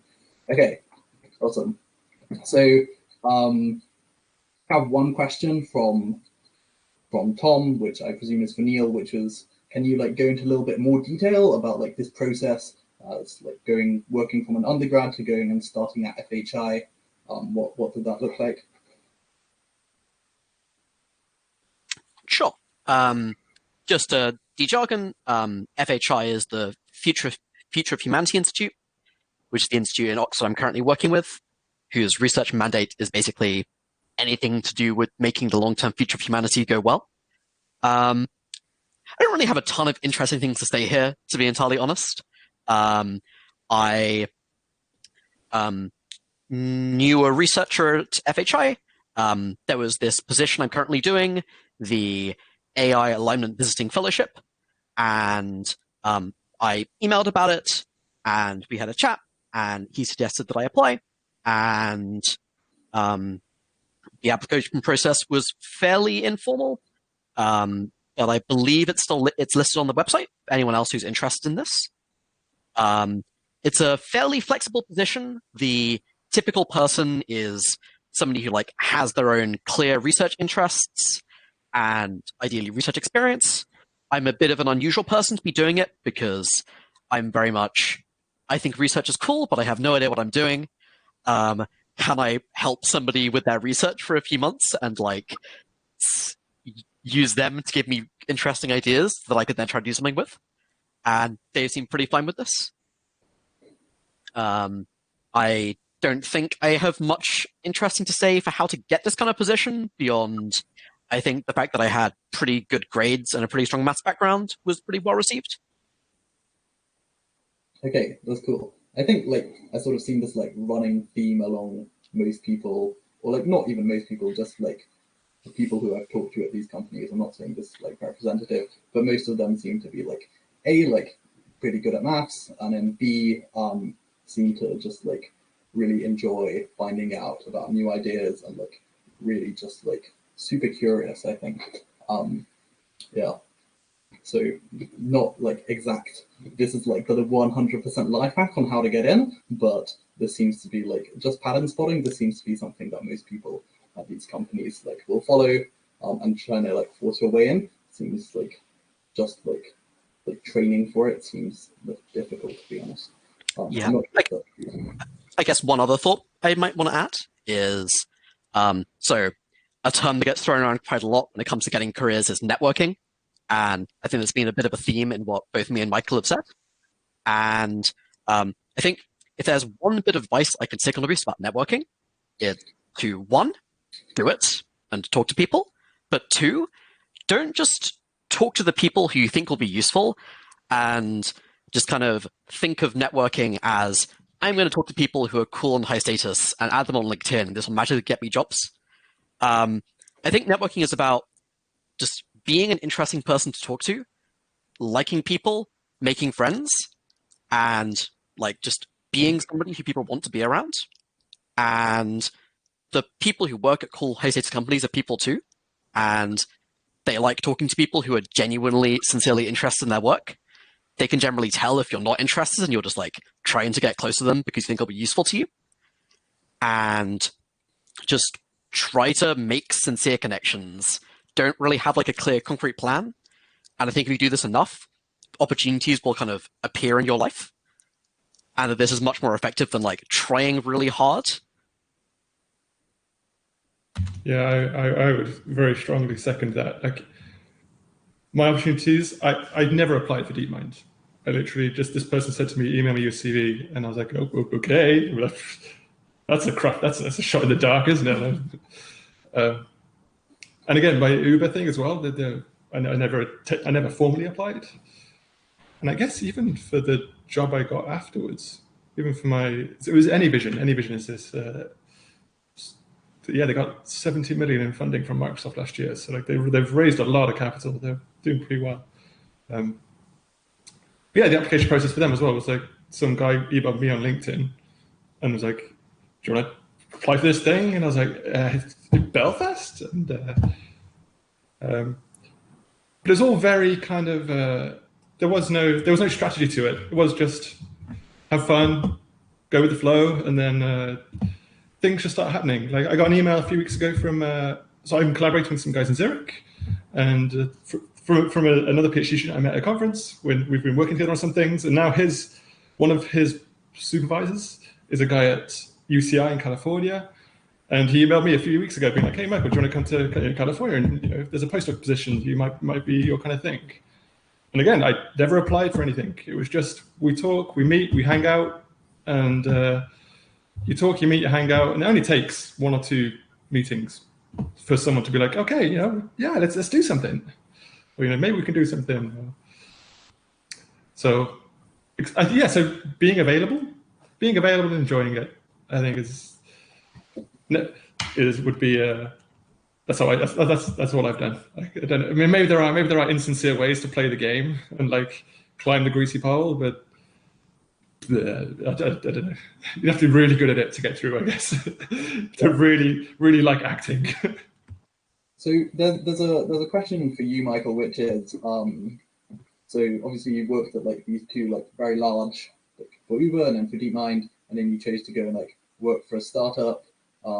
This is like pretty non-standard choice, I would say.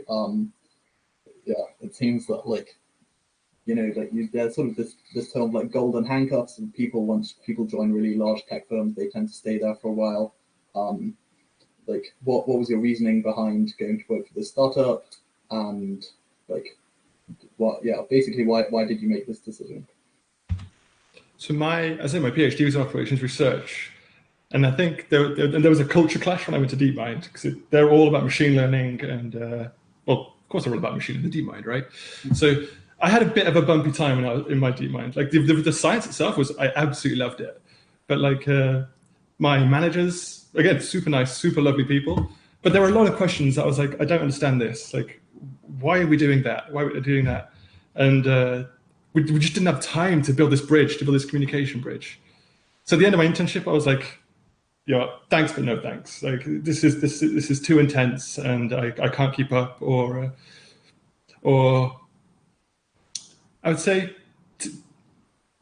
at the end, I was like, I kind of want to work on my own problem. I do want to work on the same problems, but I'm working them in my way, and I want to know why I'm doing it. Because we were working on like a toy data application, and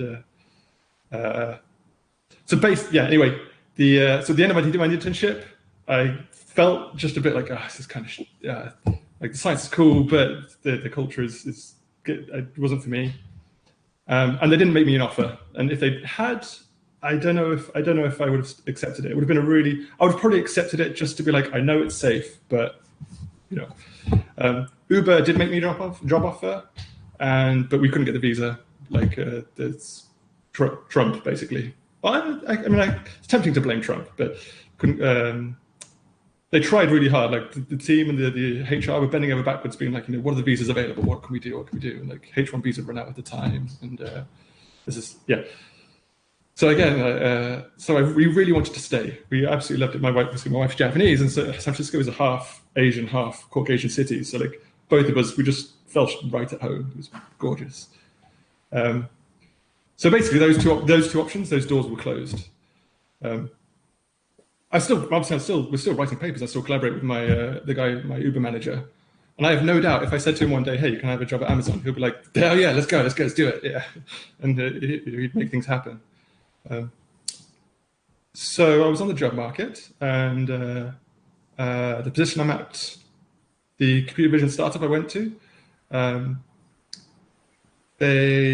it was in Belfast, and here rent is nothing. Like you can buy like a 5-bedroom house with like a conservatory, garden, and dual garage for like 350 grand, and they were paying. So the starting salary, the computer vision company was 85K, and I was like, damn, that is a 1% of salary in Northern Ireland. That is holy cow. And lockdown was coming in, so this was back in like February, March. So a new lockdown was coming. So the job market is going to evaporate. And then I got this really lucrative offer in a really low cost living area.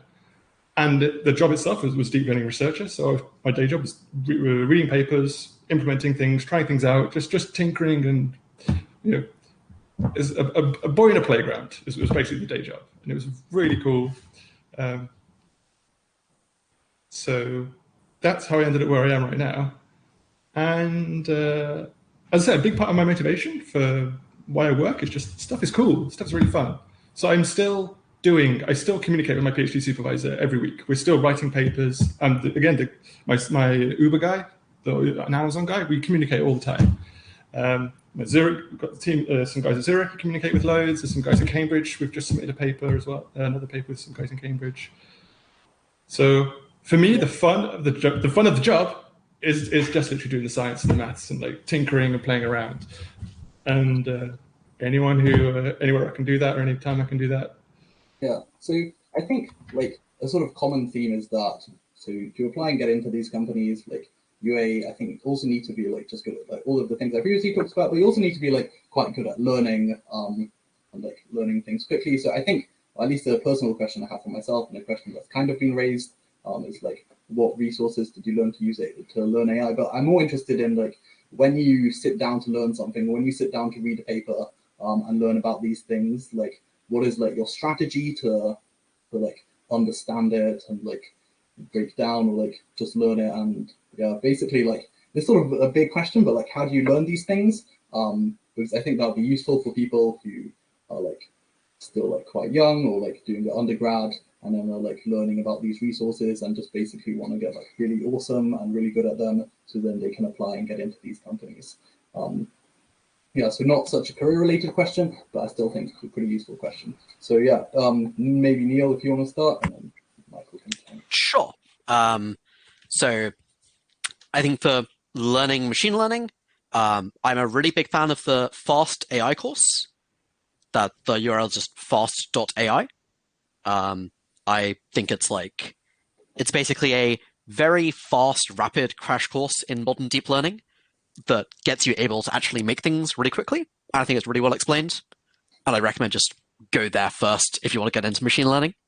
I think the how to learn well is a much, much more interesting question, though. And maybe before I talk about my personal learning style, I think that the main thing to think about when learning is that it's a really personal process. There are lots of different approaches to learning, and the thing that works best for you is not going to be the thing that works best for the person next to you.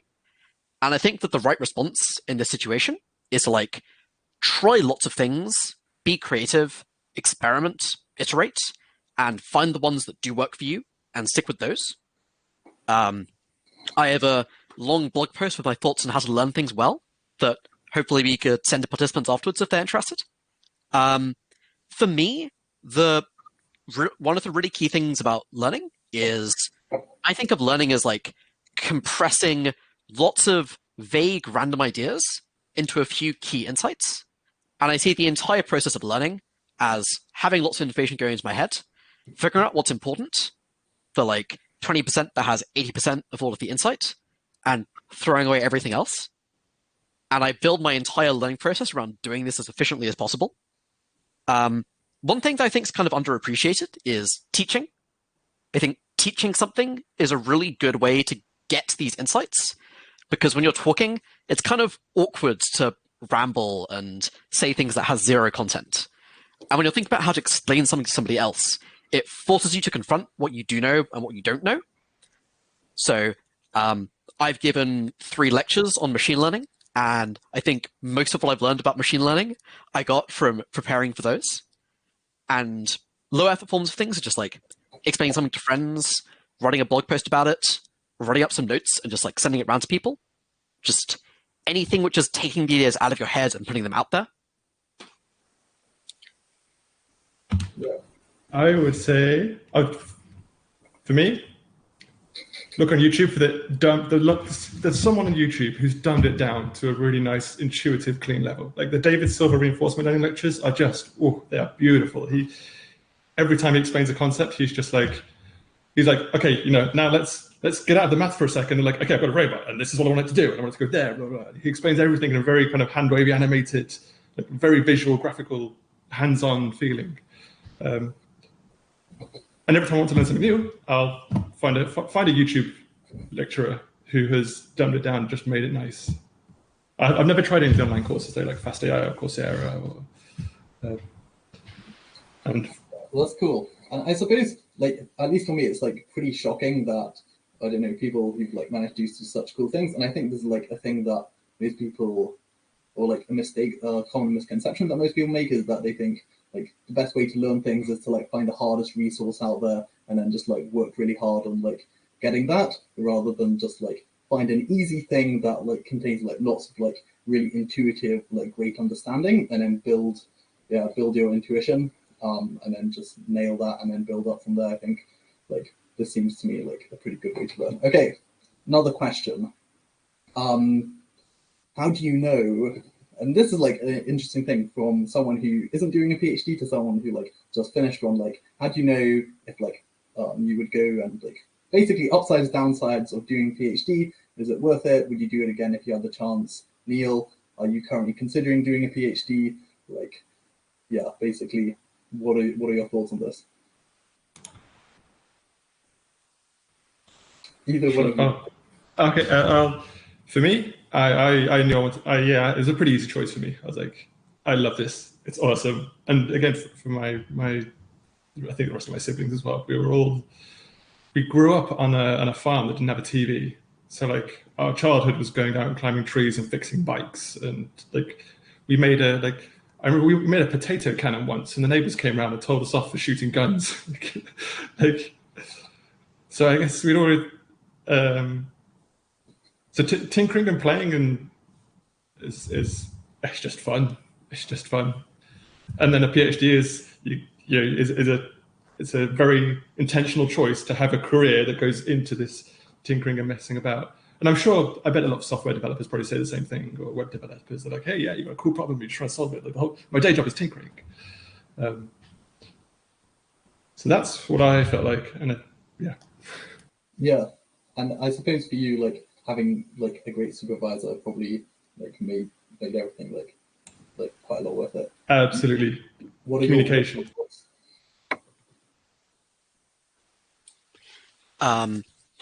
So I guess for me, I mean, I've just graduated. I have no idea what the hell I'm doing with my life. And I think that the correct reaction when you have no idea what you're doing with your life is to just try lots of things and try to get as much information as you can. And that's what I'm spending the next year doing. And hopefully I'll have a much better idea of whether I want to do a PhD at the end of this than I do now. My current impression is that it wouldn't be a great fit for me. I think that PhDs tend to be great for people who want to narrowly specialize into something and work in a very high autonomy, very low feedback, long feedback loop environment.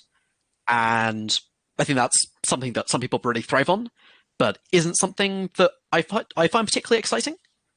And I think that the general advice I've heard is that for people who are uncertain they want to do a PhD, the time to try something else is before you do a PhD, not afterwards.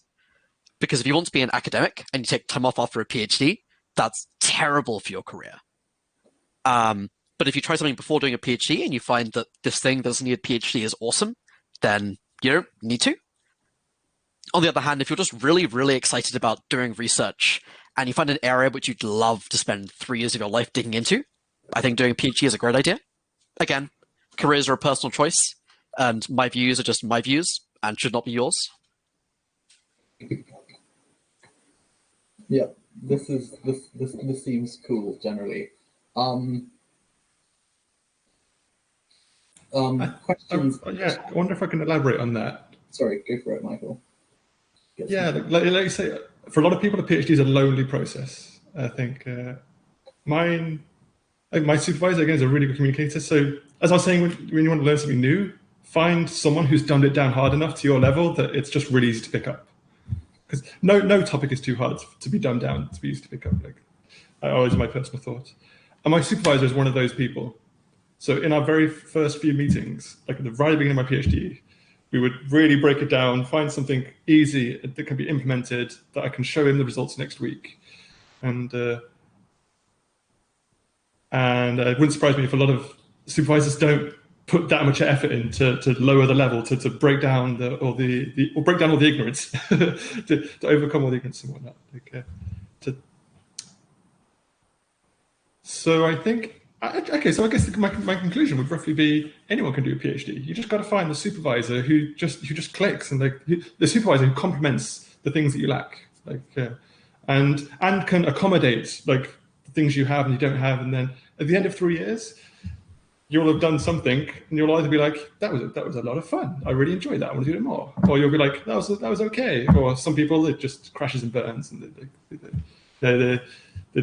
I just say it becomes a lonely slog for 3 years, and they get to call themselves doctor at the end, but then they haven't got papers, they haven't enjoyed themselves. It's been an unproductive 3 years. So choosing the supervisor is a huge thing, I think. Yeah. I suppose out of this I have not really related, but a larger question. So currently both of you work in tech adjacent fields, or quite tech interested fields. In the past, Neel, you worked in quant finance, so I'm not sure how tech adjacent this is, but it seems to sort of sit between banking and tech. I'm not sure if this analysis is correct. Pretty tech adjacent. Yeah. I suppose so. My big question is why, and basically this question is aimed at or reflective of a lot of work students basically end up becoming working for banks or working for consultancy firms and basically spending all their time doing banking. I'm just interested as to why you chose to go and work for tech as opposed to these companies. What was your rationale there? Yeah, why not banking? I have idea of what you might say, but I just would like to clarify that for people out there. Sure. So I guess for me, I've tried out some internships in quant finance, which is the only bit of banking I would ever touch, I think. And honestly, I actually found it really fun. I think the people were really smart and really great. The pay was excellent. It really felt like a place where people would invest a lot in me and my growth. And I think there's still a realistic chance I get back there. I think for me, the main relevant factor is the point of altruism I was making at the start. I think that for anyone who is considering going into banking, you should very seriously consider donating a pretty large portion of your salary.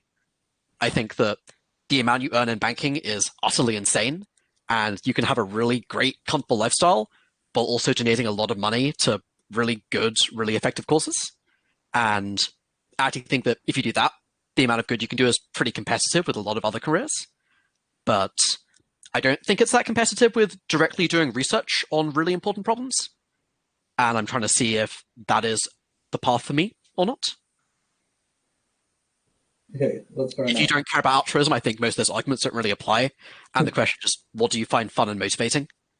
And there you should think about things like lifestyle, work-life balance, who your co-workers will be, whether it's somewhere you think you'll grow, whether it's something you find stressful or sustainable and rejuvenating, and just try things. Yeah, this seems cool. Michael, I don't know if you've had like any experience with banks, but like you strike me as like someone who wouldn't like touch banking like with a 10-foot pole. So as soon as you put on LinkedIn anything to do with AI and machine learning, hedge fund people will start spamming you. And they'll be like, hey, we're working in, I did get one email that was like, we're a startup doing crypto, trading, AI. And that, as soon as I saw those words, I was like, ah, crap, man, there's absolute, like, that's absolute porn for investors and absolute murder for people who work there, right? Like, I imagine if there's probably management in that company that don't know what Bayesian means. Like, I know a guy, one of the guys I'm working with now, or I've worked with recently. He was at a company getting paid insane money, and the managers were all like salesy, execsy, and they'd made this new company that was like a software development company, and he'd been recruited in as like a head software engineer, and the managers and the sales team had like made loads of promises that were just impossible to deliver, and so he quit after 4 weeks. He was like, and I wonder, it wouldn't surprise me if a lot of like finance startups probably have that feel. That's my stereotype, purely a stereotype. But I do have a lot of friends in hedge funds. Hedge funds, I assume this is an overlap with quant finance. I don't know if it's the same thing or not. But hedge funds do scout a lot of AI graduates. And they claim to like provide similar working conditions to tech companies, like free food, work-life balance, loads of perks, like no uniforms, like everything. They claim to create like a nerdy environment. And I've got good friends who've gone to hedge funds, and yeah, they've been there for years now, so they're doing all right. They don't mind it. And for me, I guess it's a backup plan. It's always it's an idea that's there. Like if I can go and do cool maths, I'm quite happy to do it. So yeah, I'm not hard for or against it. Interesting. And I suppose it's sort of like finishing / final question is, so most of the audience I expect will be undergrad students / people who've recently graduated from an undergrad STEM degree. I assume this like sums up maybe 90% of the people watching. And then for these people who like want to get into AI in the future / work in AI related job, like, what sort of advice would you have for them? Like general things, like even like general broad life advice, but preferably stuff that's actionable and like they can actually do rather than, yeah. Just. I know this is a pretty broad question, but I think like it would probably be helpful to most people watching. So either of you, maybe start with Neel. Yeah, I'm happy to. Sure. So, I think maybe I'm best placed to give advice to people who are like not immediately looking for jobs right now, And I think that one thing that students often don't do enough of is just investing in themselves and investing in gaining skills and investing in becoming as awesome as they possibly can by the time they graduate. This links back to what I was saying earlier about learning. I think that investing a lot of time and effort into getting the meta skills like learning, time management, being productive, having social skills, meeting people and networking, investing lots of time into getting those right while you're young and you have loads of time ahead of you just pays massive returns over the rest of your life. Like if you're 10% faster at learning things, that's not that big a deal over the next year, but over the next 20 years, that's a massive deal. As for things that are actionable, in specifically the context of AI, I would recommend that people just try to make something, do self-study, learn about AI. Again, I think the Fast AI course is really good for this. And just find something you think is interesting and try to make it. I think that project-driven learning is a really, really good approach to anything to do with AI, tech, or programming. A common reaction when I give people this advice is people just have no idea what they want to work on. And I think that's pretty understandable. But if that's your position, then my advice to you would be set yourself out like half an hour, sit down somewhere with a blank sheet of paper, and just try brainstorming lots of random crap you could potentially make. Have as low a bar as possible, and just babble whatever comes in your head onto that page. And just give yourself a solid amount of time. And at the end of it, see if any of it seems interesting. I'm giving this advice because I think it's really easy to confuse the feeling of this is harder than I can solve in 10 seconds, and this is impossible to solve. And I think a lot of the people who struggle to come up with projects are on the this is harder than can be done in 10 seconds and just give up. And I think it's sad to miss out on a potential awesome project just because you're not willing to spend half an hour's worth of effort pushing through that and generating things. Yeah. I think if you do have some kind of interesting project or skills, this is something that companies take really seriously. Like if you have an awesome GitHub that has something interesting on there, that opens a lot of doors. Yeah, so build awesome things, and specifically, like I think I remember talking to you a while ago, or maybe I read like a blog post where it was basically this rule that if you're like stuck or like you can't think of ideas, just like spending 5 minutes like with a blank sheet of paper, like writing down potential solutions, just like allows you to think of a bunch of things, and like 5 minutes really isn't long enough of a time for like anyone to be like, oh no, this isn't worth spending time on. Like you can just literally spend 5 minutes writing down potential solutions to like most things in your life, like projects you want to work on, like career options, anything like that. And that like might generate a lot of interesting insights that you might have thought of previously. Yep. Yeah. I have a timer that I keep on my desk, and I can just set it to 5 minutes whenever I want to do this. And I find that pretty helpful. Again, I think the key point here is that the feeling of this is hard and the feeling of this is impossible feel the same, but mean very, very different things. And thinking for at least 5 minutes is how you tell the difference. And yeah, maybe the summary I'd give is less make awesome projects and more try to become awesome yourself. And making something and going out of the world and doing things is one of the most effective ways to become awesome. You heard it here first. Okay, Michael, what sort of advice do you have? Yeah, I would mirror that advice exactly. Like, pick a mini project and just get to grips with. Or pick a mini project, either one you can do yourself that you make out of the blue, or the one that I would just start with, absolutely random, is the Lunar Lander. In the OpenAI gym, it's this really cute little robot control problem. I'll put it in the Facebook, in the YouTube chat. But it's just a little robot, right? It's flying around, and it has like some parameters. It says, if I'm tilting too far to the left, turn on my right booster. If I'm tilting too far to the right, turn on my left booster. And it has these really like hands-on little controls. And optimize this thing. Like play with the numbers, play with it, tweak it around, put it in a scikit-learn optimizer or something. I would like the OpenAI gym is a bunch of cool toy little problems that are really fun. I use them in my actual research. Like, but you know, a high school student could use them. There's no fancy statistics or deep Q learning or anything like that. It's just when do I turn on my left booster up now, or depending on how out of control I am.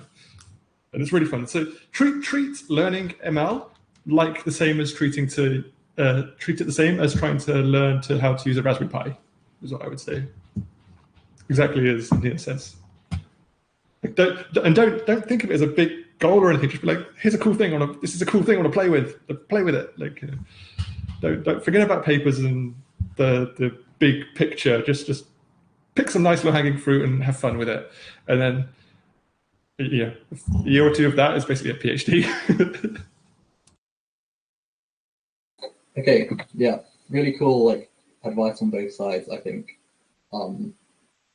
Yeah, like just playfulness is something that I think can be like lost on many students, especially when it comes to think about careers. Like we have this like image of like professional life just being like 9 to 5 kind of like following tasks that someone else gives you that like, yeah, found very interesting.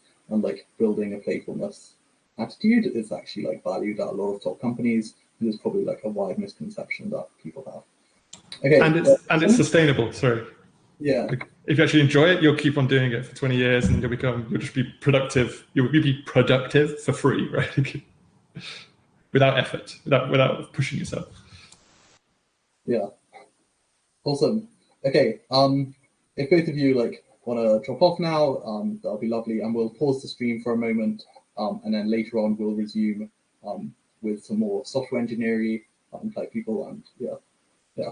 All right, but thank you both so much for coming. Like, I really appreciated it, and I'm sure like lots of students out there like find your advice fairly impactful, and like definitely useful and actionable. Yeah. So thank you both so much. Especially about doing good in AI, they can feel totally free to email me. My contact information's on my blog. And I see there's a few questions in the chat we haven't got to.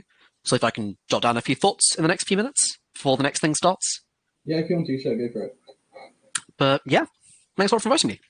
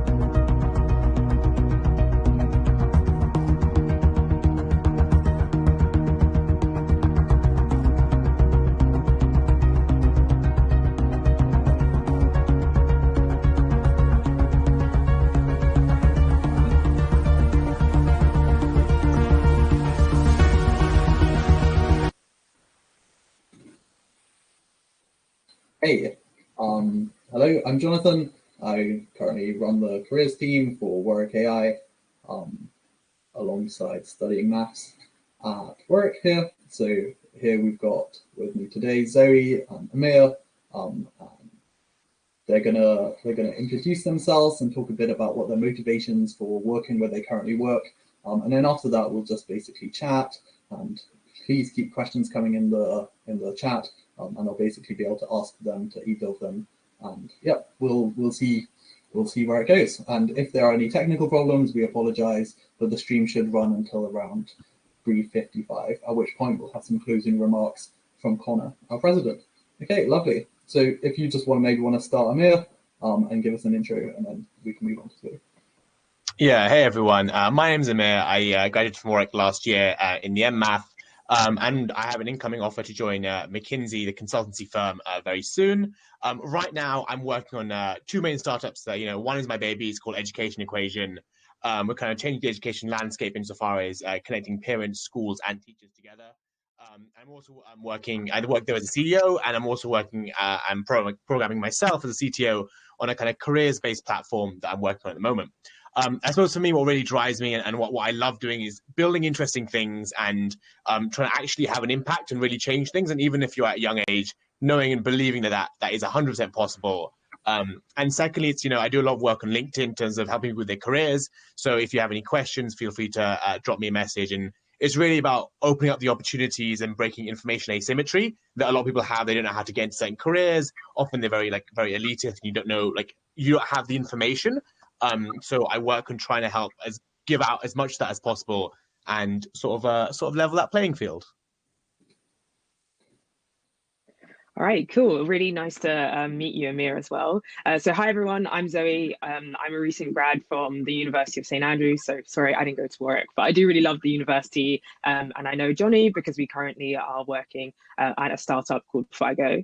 So about me, I studied computer science at St. Andrews, graduated in June of 2020, and I started at Palantir Technologies in September 2020. So been working there for about 2 months now as a forward deployed software engineer. So the first question I always get is, what is that? So essentially, I'm a software engineer, but I work directly with clients. So that's kind of the deployed bit. I'm working with one of our commercial clients. I can't actually say who it is, but I can definitely talk about some of the things that I do there day to day if you have those kind of questions. I guess my motivations are fairly similar to Amir's as well. The reason that I'm working at Palantir and why I really wanted to work there is because they work on really impactful work.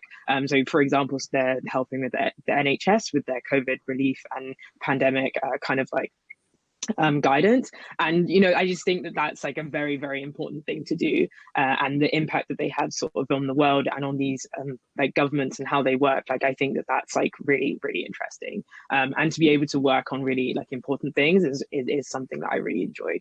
For me, it's about making the most impact and also just doing the right thing with technology. Nice. And both of them, like normal, are being way too humble. So previously, Amir ran this 11 plus company that seemed really cool, and I think got quite a large amount of traction as well. And then he also interned at McKinsey over summer. And then Zoe also worked in technology at Morgan Stanley and Barclays over summers, and also received offers from Google. They're both super smart, and if you have questions relating to those things, I think they would be happy to answer them, even though they didn't initially mention them. So both two super smart people. Okay, so I suppose I have a opening question for myself, which was, I suppose both of you have worked for startups in the past, / currently you run your own. Me and Zoe work together in a startup. What is this reasoning for why startups? I think this is an area a lot of students really don't know a lot about. And just if you want to talk a bit about why startups are cool places to work, really, I suppose. I think like startups are really cool because even at like a young age, like we are still like quite young people, you can have high ownership about what you're doing. You can really drive the company culture and have an impact on, the work that you're actually doing. Usually, I was a founding member of FIGO. I've had a lot of impact in like the direction that we're taking, particularly with the machine learning. So I'm in the machine learning department with Johnny. But yeah, like I've had a lot of impact in terms of, help with the logo to like how we hire people to onboarding, and you just get this breadth of knowledge and like work that you are allowed to sort of like work on, and I think that's just so amazing, because actually working for a super big company you can learn a lot, because they've been around for a while, but in terms of the change that you can make, it is slower than that startup. A startup from day one you can be pushed on a high priority task, and that's super exciting. Yeah, absolutely. Just want to echo everything Zoe said. I think for me, a lot of people think of startups as very high risk if you're starting one, which is true. Like obviously there is a large amount of risk involved, but the amount that you learn is, I cannot compare it to anything else. The most I've learned was during my first business, and it was like the process of those failures and really understanding how everything works from a holistic point of view teaches me more about business than I've ever done any other period of my life. Like through years of economics or whatever, that has single-handedly taught me the most. And I think like even if you like it might not go well, that because you have to have the holistic view, as Zoe said, like you have to understand every aspect of the business. You are responsible for that. You have to know it. So you're not a cog in a machine, rather you are the machine. Like you are necessarily driving that. And that level of understanding makes you smarter because you have to understand how everything works. And I think that's the reason why I became a consultant. The only reason I was good at that was because I learned so much from my first business. Awesome. And I suppose, so this is like another sort of like playing a bit of devil's advocate here. So startups have like a very high failure rate. And I suppose a lot of students might be concerned that like shit, it's just going to fail, right? Like, and there's no point building a career here. It's just going to be like 2 years or 3 years of my life wasted. What sort of things might you say to like persuade them that's not the case? Or even if like that is true, then yeah, thoughts here. Do you want to answer, Zoe, or should I? Should I say? I can jump on this first. Then I think like the one thing there is knowledge is. Oh, sorry. I think maybe there was like a small lag there. What I was just going to say is that I think knowledge is never a waste. And the things that you'll learn, as Amir said, from those failures, you'll never lose. And so actually it means that going into something else, you'll know like what the mistakes were before, and you'll know how to avoid them. I also don't think that this idea that, so you worked for somewhere for 3 years, maybe the startup failed. Why did it fail? What could you have done to maybe stop it from failing? And that knowledge, like you can apply that to anything. Like the next thing you do, or if you're applying to a company, they're not just going to say, oh, you wasted 3 years of your life. They're going to say, wow, this person has learned a lot and faced a lot of adversity, and is probably quite a resilient person as well. So you can always sort of like spin it for your benefit. Yeah, absolutely. I don't think like all hope is lost. Like, I definitely want to echo what Zoe said. 100% agree. Like, moreover, I think life is all about trade-offs, right? And there are risks involved in every single thing we do, every single point in time. And startups may not be right for everyone. That is the case. Like, you may want a career which has higher job security. You may value that, over perhaps having more ownership. Maybe you just want to start a family. You want to live a comfortable life, and do something a 9 to 5 you kind of enjoy. And there's nothing wrong with that, and that's absolutely fine. But you've got to make those value judgments about what you care about in your own life.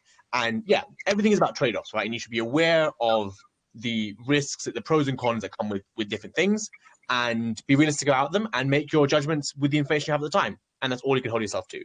So, there are risks, but if it's right for you, then go ahead, take it. Yeah, I think this is a pretty cool point. So one question we've got in the chat is that, like, how common is it? Like, so what's the degree breakdown in your respective companies? And I think maybe like a cool underlying question behind that is sort of like, what skill set is required to succeed at your companies? And like, does the degree that you take necessarily train you well in those skill sets?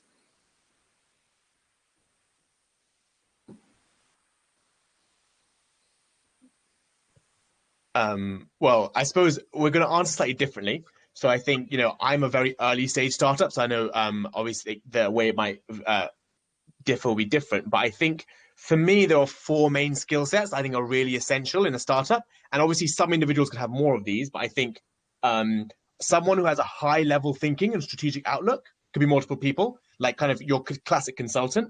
I really love someone who can fill a CTO role, who can do the tech, who can do that kind of stuff.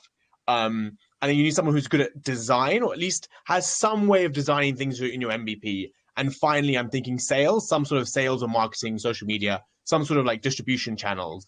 For me, those are the most crucial. Your degree can help in the sense that it makes you smarter. Sometimes a computer science degree helps you in the coding aspect. You don't need it. You can learn a lot of the skills. My degree was mathematics. I also do programming as well. So you don't need them necessarily. You can often teach yourself. And often the process of doing a startup, you end up teaching yourself as well. Obviously, if you're working as a career, I'm sure Zoe can give more insight there. But that's if you're doing a very early stage, like your own startup, which is what I did, those are the kind of skill sets you may wish to have, or at least a decent proportion of those. Yeah, no, I think that's a really good answer from Amir. I guess on the other side then, if you're working sort of as a career, like I'm a software engineer, so I'm always going to be speaking about this or it's something like in this realm. So I think to be a software engineer in sort of like a big tech company, you do need to have those like fundamental problem solving skills. And yes, you need to be able to answer those problems with code, but I don't think you need a computer science degree to do that. I think it helps, and it definitely gives you that like knowledge of like computer systems and networking and databases, which are things that maybe you wouldn't think like, oh, I should probably go out and like learn that. But it's not something that you like need a degree in order to do. So I would say the degree like breakdown is definitely computer science, maths, physics is probably the most that I've heard. I'd say more heavily weighted on computer science and maths than physics. But that's like for my particular role. I think for the other roles, I've seen people who did like philosophy, chemistry, biology, so like still sciencey subjects. But I think the thing there is like, are you working with hard problems? Do you need to break down your problem in order to solve it? And also we're going to be working quite like high stress environments. So like, is your degree pushing you? And if it is, then it's definitely a degree that's applicable. If you didn't do computer science, or maybe you're not familiar with coding, there might be some things that you need to sort of like go over, but you just need to go over the basics and really be comfortable with a computer science language or like a programming language. And then, yeah, some things about networking and maybe general database stuff. But that's if you want to be a software engineer. Yeah, so I suppose like summary to both of those answers is that like being able to build things and solve problems is like just supremely useful skill. And yeah, just solving hard problems seems like just number one skill set across both boards, because working in a startup or like as a consultant is like what you do, and yeah, just being good at this. And I suppose a large part of that is also persistence, because hard problems are hard for a reason, right? Like they're not solved overnight, and you need like some long stretches of work to do that. Awesome. I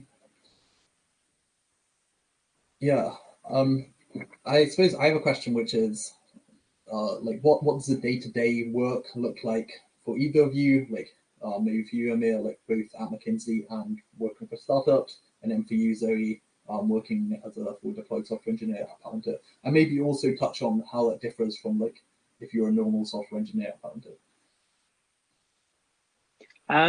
So I think the first thing there is like, what's the difference between a software engineer at Palantir and a forward deployed software engineer? So the main difference is if you're a software engineer, you're just building like the product and you're working with like other Palantirians to build out like Palantir software essentially. And if you're a forward deployed software engineer, you're working directly with a client to help build out, systems and like ways to sort of solve their day-to-day problems using Palantir software, but also building out custom things.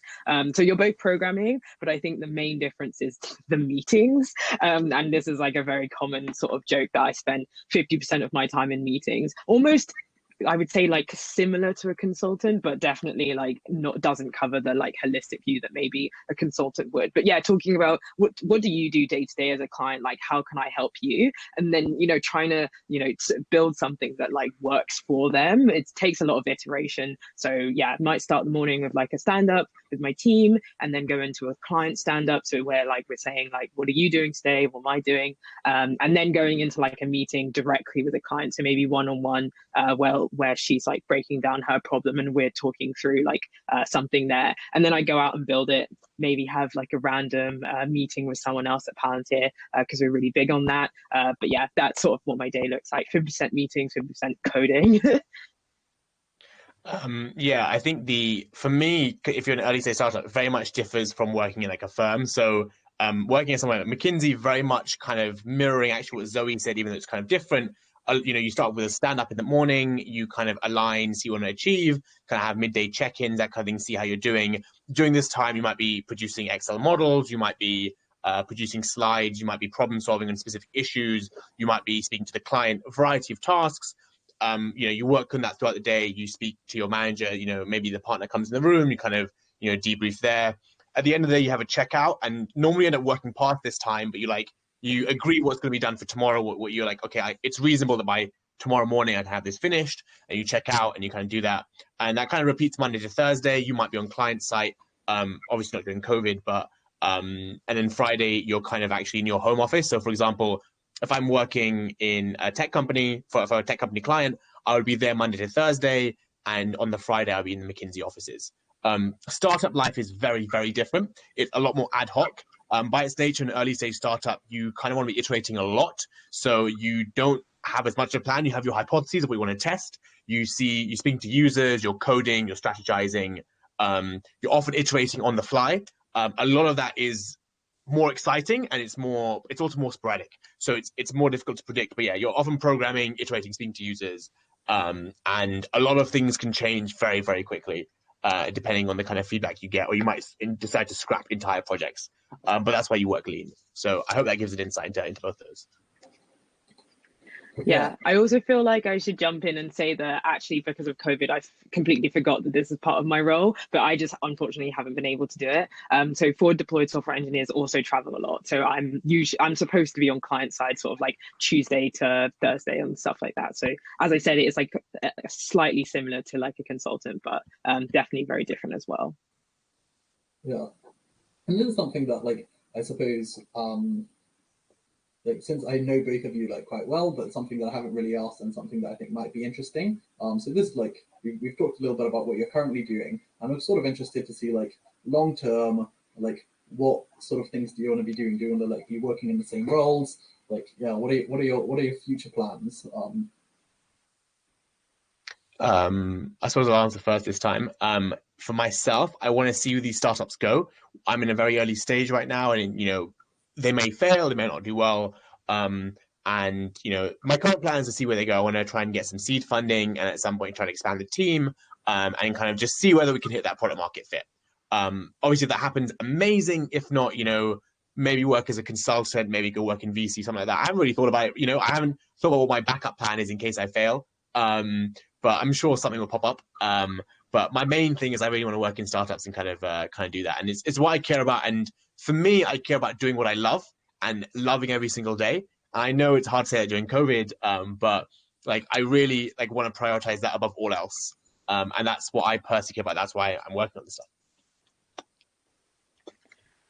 Yeah, I guess for me then, so I'm like really, really enjoying my job at the moment. I guess like my kind of next thing that I want to do is become a tech lead. So when you're like in my position, you can also sort of like run the tech for your team and sort of manage those client relationships, but like from a, like a managerial, I don't really want to use that word, but sort of like a higher responsibility and bigger impact role. So I'd want to become a tech lead. And then I guess if we're talking like 5 or more years, then I definitely also want to like run my own company. So I've worked for a few startups now, FIGO being one of them, but I worked for Workin before as both in sort of like data analytics, machine learning roles. But yeah, I think that that's sort of like the next thing for me. I'm very entrepreneurial, but I think now I was just like, I want to learn as much as I can. I want to understand the market. I really want to understand what it's like to like work in a big tech company, and also like get the sort of like funding I'll need for the future. So that was sort of my plan. Yeah, this is like quite cool on both sides. A question in the chat for Zoe. Zoe, if you're working on projects like that are closely with clients, how often do these projects change? And yeah, so I suppose this is the first question, like what sort of is the timeline of each project? Yeah, basically, and sort of what the distribution is. Do you work on like lots of small projects, so like sprints, like maybe like 1 month on each project, or do you have like projects that take 6 months and you're working on those? So like, what does that distribution look like? Yeah, that's a really good question. So we have sprints that are like 2.5 weeks, 2 weeks, something like that. And so I'll have projects that I'll be working on. So at the moment, I'm working on 2 projects, and that will be something that like each have their own client that I'm working with on that project. And that's something that I'll be like working through like that 2-week period. But as my sort of like, he's not my manager, but it would be a while if I had to explain to you what his role actually is, but he runs the team. And so he always told me that the timeline is always as fast as you can. So, if I finish a project in 2 days and like that's done, I'm working on something else now. So yeah, I would say that they usually take like a couple of weeks, but sometimes I just get given something really random that's like, this is broken, fix it. Like, by today, but like obviously if you can't fix it by today, that's fine. So yeah, the question is, it's like massively varied, but I would say that the like structural projects are the ones that I get for the sprints. That's like a 2-week sprint, might get a couple to do, but there's always stuff like in the pipeline and things that just come randomly, bug fixes, things that you need to do on the stack, like very varied, not just sort of like on the platform, but also like managing the stack. So yeah, can be quite varied. Yeah, at one time I had like 5 things that I needed to do, and they all like very high priority. So yeah, this is cool. And I think like, so a concern that I have, or like, and I'm sure other people out there have, is like when deciding what to do for your first career, there's like lots of trade-offs to make. Like, do I want a job that has lots of travel, or do I want a job in which like I have lots of large ownership, but maybe isn't as well paid, or these are sort of like some trade-offs people commonly make. Do you have like any advice for like helping to navigate these trade-offs, / making like clear, well-aligned future decisions? So like making decisions that basically means that like 3 or 4 years down the line, you won't be like, oh, I regret making that decision so much. Yeah, so I'll jump in here. I think this is all about, so 2 points actually. First was all about self-awareness. Secondly, I want to talk about regret. So I think the biggest, most key thing is being aware about what you really value in life. And this is like a psychological point, but it's like being aware of what you love, right? What you like, what you value. Often things like a big name on a CV has value insofar as it helps you get other jobs. But it does not have value insofar as like, people say, wow, you work at this company, that's so impressive. Like that gets old really, really quickly. So think about what you really care about. What trade-offs, like what's the most important thing? Do you value remote work? Do you value the people you work with? Do you value money? Do you value working on things you care about and are interested in? Like there are like 10, 15 plausible things that one could really value. Introspect and ask yourself what those are. Secondly, I would always avoid this term regret, right? Like if what I would say is you make decisions with the information you have at the time. So you can only judge yourself based on that information. Like, if right now it is not reasonable for me to gain more information, this is the information I have. Like it's like in poker, right? You make a positive EV play, you make the thing that if repeated many times with the greatest probability will give you the right outcome. It was still the right choice, even if it led to the wrong outcome, right? Like you had an 80% chance of winning, unfortunately 20% chance hit, right? Never judge yourself out the outcome, but rather whether you made the right decision with the information at the time. And that's why I think regret is such an ugly emotion, right? The way I always judge is like, with that information, given what I knew, did I make the right decision? And I think, that's how I navigate these 2 things. So in summary, introspect and don't think about regret in that way, personally. So I think there's many sort of like aspects or sort of like properties of a job or an environment that you can have. So, one of them is like the role, the location, salary, high ownership. There's all these things. Write down 3 or 4 that are the most important to you. So like if you were to rank them, like which are the ones that you really looked out for? For me, it was like a role. So I wanted to be a software engineer. I wanted to be touching code. Like I could have gone into another industry. I definitely had the skills to do it, but I was like, I want to stay technical. Then another thing for me was like high ownership. I didn't want to be a small cog in a big machine. It's something that like after working at a big company, I was like, I don't know about this. And even like interviewing for Google, like really amazing company, but the interviews felt very much like next, and like it just wasn't impersonal. I want to work somewhere where people would notice if I left, if that makes sense. And then the next thing for me was location. So yeah, I wanted to be in London. You know, I was quite far away, like a university in Scotland. I was like, I want to be closer to home. I also think there's a lot going on in London. That's where I want my home base to be. And then also like salary and basically like compensation. I wanted to be compensated well. And that was something that was important to me. And so every time I was looking at jobs and offers and things, I would be ranking them against these. And Palantir came out like on top, and that's why I went there. And it has been like the best decision that I've ever made, because I knew that I'm fulfilling those things that I really want. And you know, if you have two jobs that fulfill all four, then like make a fifth one. No, just pick the best thing for you, and you'll always feel good about it because you've made that choice very consciously. Yeah, I agree with like all the points across board there. What do you think are some common misconceptions / mistakes students will make, like with regards to careers, or even just like more generally while at their time at university? I think like most of the people that on this call are probably, they're probably like in their second or their first or second year, so they're quite early on, and like preemptively like knowing which mistakes not to make could like probably be like quite impactful. So I'd just be thinking of like what sort of mistakes or things that you think you might have made, or just like things that you would recommend, like paths that you followed that things you think made life like substantially easier.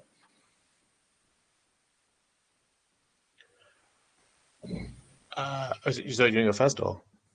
Yeah, I don't mind. So I think I was just gonna like the first thing I wrote down, like as soon as Johnny was saying this question was like, I don't think that I hate the framing of mistake, because, you know, I think that that's like quite harsh, but a common thing that like a common pitfall is potentially just taking the grad role that you get from your internship. So, you know, you land your internship, you get given a grad role, and, you know, it is amazing. Like that is an incredible achievement, but don't just just don't like settle for it. Basically, make sure that like that's still the thing that you really wanted to do, because I had an amazing, like two really amazing internships, and I got grad offers from both of them. I could have easily just been like, right, I don't want to do this during my final year. Like, and final year is like so stressful, and you have dissertation and or like big projects that you have to do. You don't want to be applying for a job at the same time, but still push yourself to do it. Apply for that one other job, or just see something else, just to be like, you know, like, okay, I applied for something else, and now it's a choice, and you're choosing to pick that grad role, as opposed to saying like, oh, I can't really be bothered to look elsewhere. Like if it is the best thing, and like that's the company that you want to go for, then this information or this advice doesn't really apply to you. But just don't like settle for it. Apply elsewhere. I was like, okay, I have 2 grad jobs, like let me get 2 more. And then that was just kind of what I did. I was like, I go out and go and do these interviews and get them. And then at the end, you just feel happy about the things that you choose, because you know that you really like consciously chose it. Yeah, I mean, absolutely. I really want to 100% echo what Zoe just said, because I probably won't start at McKinsey, even though people, you know, they say, oh, it's amazing, it's this. You know, I know what I want to work on. I think you need to value yourself more. Like, think about it. Your job is like 9 to 5 minimum.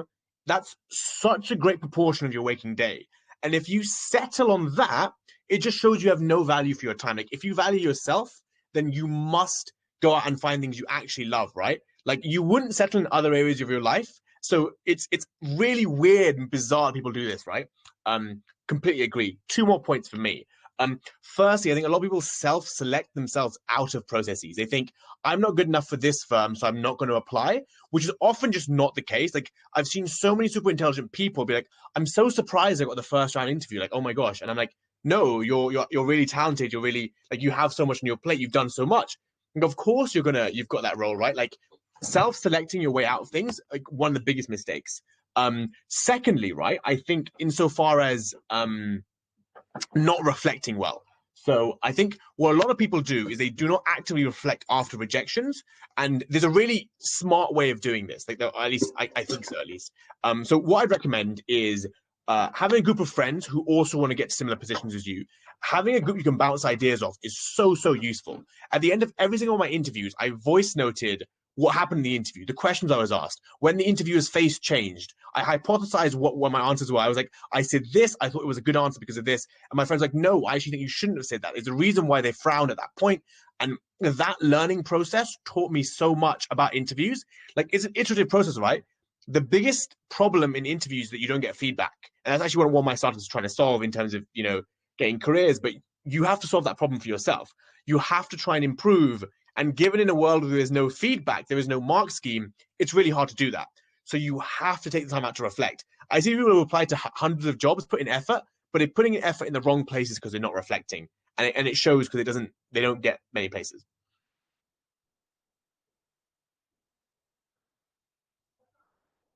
Sorry to unmute. I forgot to unmute myself. Yeah. So we've got another question in chat from Tom. Do either of you have any tips from taking something from like a coffee shop idea to a successful growing startup? I like that frame, like the idea of like coffee shop idea, like something that you haven't really talked about. Like what is like a good process? Well, Zoe has like experience working in startups. We worked in the same startup, and Amir obviously like lots of expertise there. So I think it's really like pretty interesting takes from the both of you. Oh, sure. Two main things for me. The first one is just go out and goddamn do it. Like, people say this as if there's something stopping them. Like with a job offer, the company can reject you in this. There's no one stopping you in the world of business, right? Like, as long as you're 18 years old in the UK, you can register a company, limited company, you can do it, you can gain the information, you can Google it. Like, it's an absurd question because there's nothing stopping you but yourself. Like, when I did my first company, I was staying up till 4 a.m. In my house when my friends were there. We were like brainstorming on like a mini whiteboard I had. Then we allocated the tasks and we just go ahead and did it. Like, we just allocated what needed to be done. We did it. Like, that is the most simple advice I can give to you is just go and do it. Like, do something, put something out into the world. And that's the biggest thing. If you don't take anything away, it's that. The second thing there is about, especially with startups, your startup is risky because it's a startup. It's not a regular business. You don't know exactly how it's going to work. So what you have to do is you want to work lean insofar as when you're creating a new business no one's done before, there are certain assumptions you're making about the way the world works, and you want to test those assumptions. So I'll give you an example. One of the assumptions we're testing right now is we're writing articles on advice on how to get into companies. And there is so much advice out there, and our entire platform relies on the fact that people are willing to pay for this advice. Like, our riskiest thing is there's so much out there. Will anyone pay money for what we're writing? Like, that's our riskiest assumption. So what we're doing is we didn't code anything. We just wrote one article and we showed it to people. We're like, are you willing to pay £10 for this article? 4 out of 6 people that we surveyed actually paid us £10. So what we're doing is we're not doing the whole thing. We're testing stuff in the most lean way possible that tests our core assumptions such that it gives us validation as to either to pivot, change, or to move forward. And for startups, especially startups that are risky or have not been tried before, that's the best advice. Look on Y Combinator. In the startup school, they have some amazing videos. A lot of the stuff I got is from there. Read The Lean Startup, read Running Lean as a book. But there's so much great information out there. If you're running a business, I recommend, I've got it here. It's called Traction. You can't see it. It's called How to Get a Grip on Your Business. Incredibly useful. So yeah, and message me on LinkedIn if you want anything further than that. But yeah, hopefully that is useful in comparison. Yeah, so I think that's like amazing advice, and I just want to like echo everything Amir said. Definitely that idea of like staying lean, so making sure that your idea is sort of like initially feasible. We talk a lot about MVP, so most viable like product. Make it like a small thing that you can deliver, even if it's without code, just like a basic. How would you do this if technology didn't exist? Do it that way, and then you're like, okay, now let me like improve it with technology. But I want to like almost like abstract away from like saying that your coffee shop idea is like a grand startup. Your coffee shop idea could literally be like, I want to start a blog, or I want to start doing podcasts, or even I want to work for Google, I want to work for Palantir. Like, it starts as an idea, but actually like setting yourself like targets, goals, like how you like make the roadmap to getting there like easier. Like if it was, even if it's like, I want to be a millionaire, okay, how? Like what are you going to do? What's the first thing that you're going to do? And then what's the next thing? And just even saying deadlines, like, okay, I want to do that by, you know, like this time, and then another time. Sorry, this is not really a good example because I don't know how to be a millionaire. But yeah, just like having those like deadlines as well, and realistic deadlines, and trying to like work towards, and what are you actively going to do? What research are you going to do? What people are you going to talk to? What books are you going to read to, or like educate you? Like, we are very educated people. How are you going to educate yourself with the right like knowledge to be able to do what you're doing, or like to do what you want to do? You know, if that's like learning a new language or picking up a new skill, speaking to someone who's worked there before, you know, all those things get you closer to your goal. Yeah, but like just like having it as like a vague idea, it always feels so far away and maybe quite big. Actually, I always think like the steps to getting there, like build your roadmap and then just execute it. Yeah, one thing I completely agree with. So like building the roadmap is so key. One thing I like to put on top of that is iterating the roadmap. Often your plan won't go exactly the way it goes, and you have to have your key metrics that you iterate on. So for example, one thing I'm trying to do is in lockdown 1, I gained a lot of weight. I'm trying to lose some of that weight as well. So that's my plan. You know, I had like a roadmap. I was like, yeah, I want to be healthier. You know, it didn't work. I was measuring myself every single day, and I was looking at the scales, and it was just like not going anywhere. So clearly that plan wasn't working. I had to iterate on the plan and change it. So I changed the diet, and that actually worked. And there I could see progress, right? So we often have plans, but I think iterating your roadmap and being constantly evaluating whether it's working is super crucial. Same applies to anything else you do. So yeah, absolutely. Yeah, some great stuff there. Thank you. Yeah, I super agree with that. Thanks for saying that, Amir. Like, I think the lesson there as well is like be flexible, and like plans can change and things can fail, but also like knowing how, you know, how's that roadmap going to look tomorrow based on this information, blah, blah, blah. Yeah, that's really cool. And I suppose, so like while at FIGO, me and like a question sort of off the back of that, me and Zoe have like spent some time, like along with the founders, spent some time thinking about like what sort of culture we want, or like when we bring in new people, and like what this wants to look like. And I suppose this is like a question that most people don't really think about when applying to companies. They think like this is what my role's going to be like, but they don't really think about like what like explicit choices do I make about sort of people who I'm going to be surrounded with, and like what the vibe at this place is. This is like, I think, another sort of term for culture, like the general vibe that's going to be there. And yeah, so I'd just be interested to like hear, like personally, when both of you apply to companies, what culture do you want there to be, and what choices do you make? Like with regards to like, we want this to be the culture, or like Amir with like, yeah, this is just sort of general. These are things that I want to see in a company that I apply to. I know when I've talked to you in the past, Zoe, that you said that you're like quite set against working for Amazon, for example. Who's just like thinking why this is.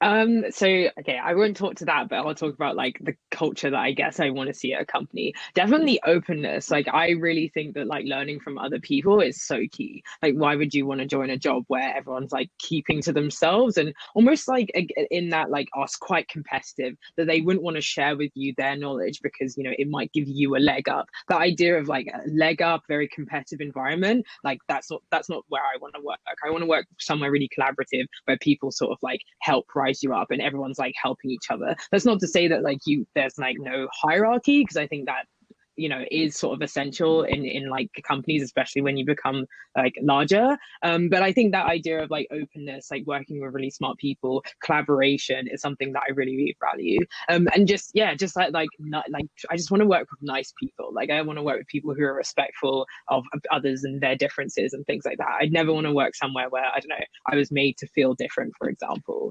And yeah, I think Palantir definitely passed the vibe check. Like in my interviews, like the first sort of like half of the interview is like them just asking you questions of like, you know, why do you want to work here? Like, what really like is what keeps you motivated? Like, why do you want to be autonomous in your work? And they try to get to know you, and that is like you know, they want to make sure that like you're a good culture fit, and that's 50% of the interview, and the other half is like a technical question that's like testing your sort of like academic competence. But you know, they do care about like who you are as a person as well. And like, I'm not going to say the company, but I've worked for other like interviewed for other places where it was just like just another thing in their day. Like it was like an hour in their calendar that they had to do, and I was like, I would get lost in that company. Like I would just be the smallest cog in this massive thing. And so yeah, that's going back to like wanting high ownership and things like that. But yeah, culture is very, very important. I think you can love what you're doing, and you definitely should. And I think that should be the most important thing. But if you don't like, talking to the people that you're working with, then you're also not going to stay at that place. Yeah, absolutely. I really want to echo that. I think culture is incredibly important to a degree which most people don't understand. It seems like a wishy-washy business concept that people like, execs talk about, but it's genuinely so key. First of all, in terms of your life and you enjoy, you wouldn't want to live with people who are boring. You want to live with people, you spend so much of your time around these people. Like logically, it just makes sense. You want them to be people you actually like and are like you, right? It's, from a purely logical perspective. From the point of view of someone who's like, from our startup, we were trying to do culture building. I want to make it somewhere where I would want to work, genuine high ownership, the kind of feedback you give, and it genuinely trickles down. If you have one in which you put like ridiculous amounts of pressure and targets on people below you, they will target people below them, and et cetera, et cetera, et cetera. It genuinely, culture is built like that, and it genuinely trickles down in that kind of way, and you see it happen in companies. And it's like all the way to the top. There are certain places where I go to, like restaurants, and I'm like, I can tell the culture here is bad because all the waiters are angry, because that's the pressure that's come from high up, and you can genuinely tell that within different places. I think for me, it's all about the feedback. Like, do people genuinely care about your development? Do they really care about you as a human being? Like, do they actually care about that above the targets? Do you enjoy spending time with them? Openness, as Zoe said. I think genuine ownership for me personally. Anyone who works partly with our startup or works for a bit of equity. I want them never to do any menial tasks. I never want to be like, all you're doing is menial crap that I don't want to do. I want you to do things that you genuinely love and is building your skill set. We're working together on that. I'm very cautious to make sure the kind of work we give to people is one that is genuinely enhancing.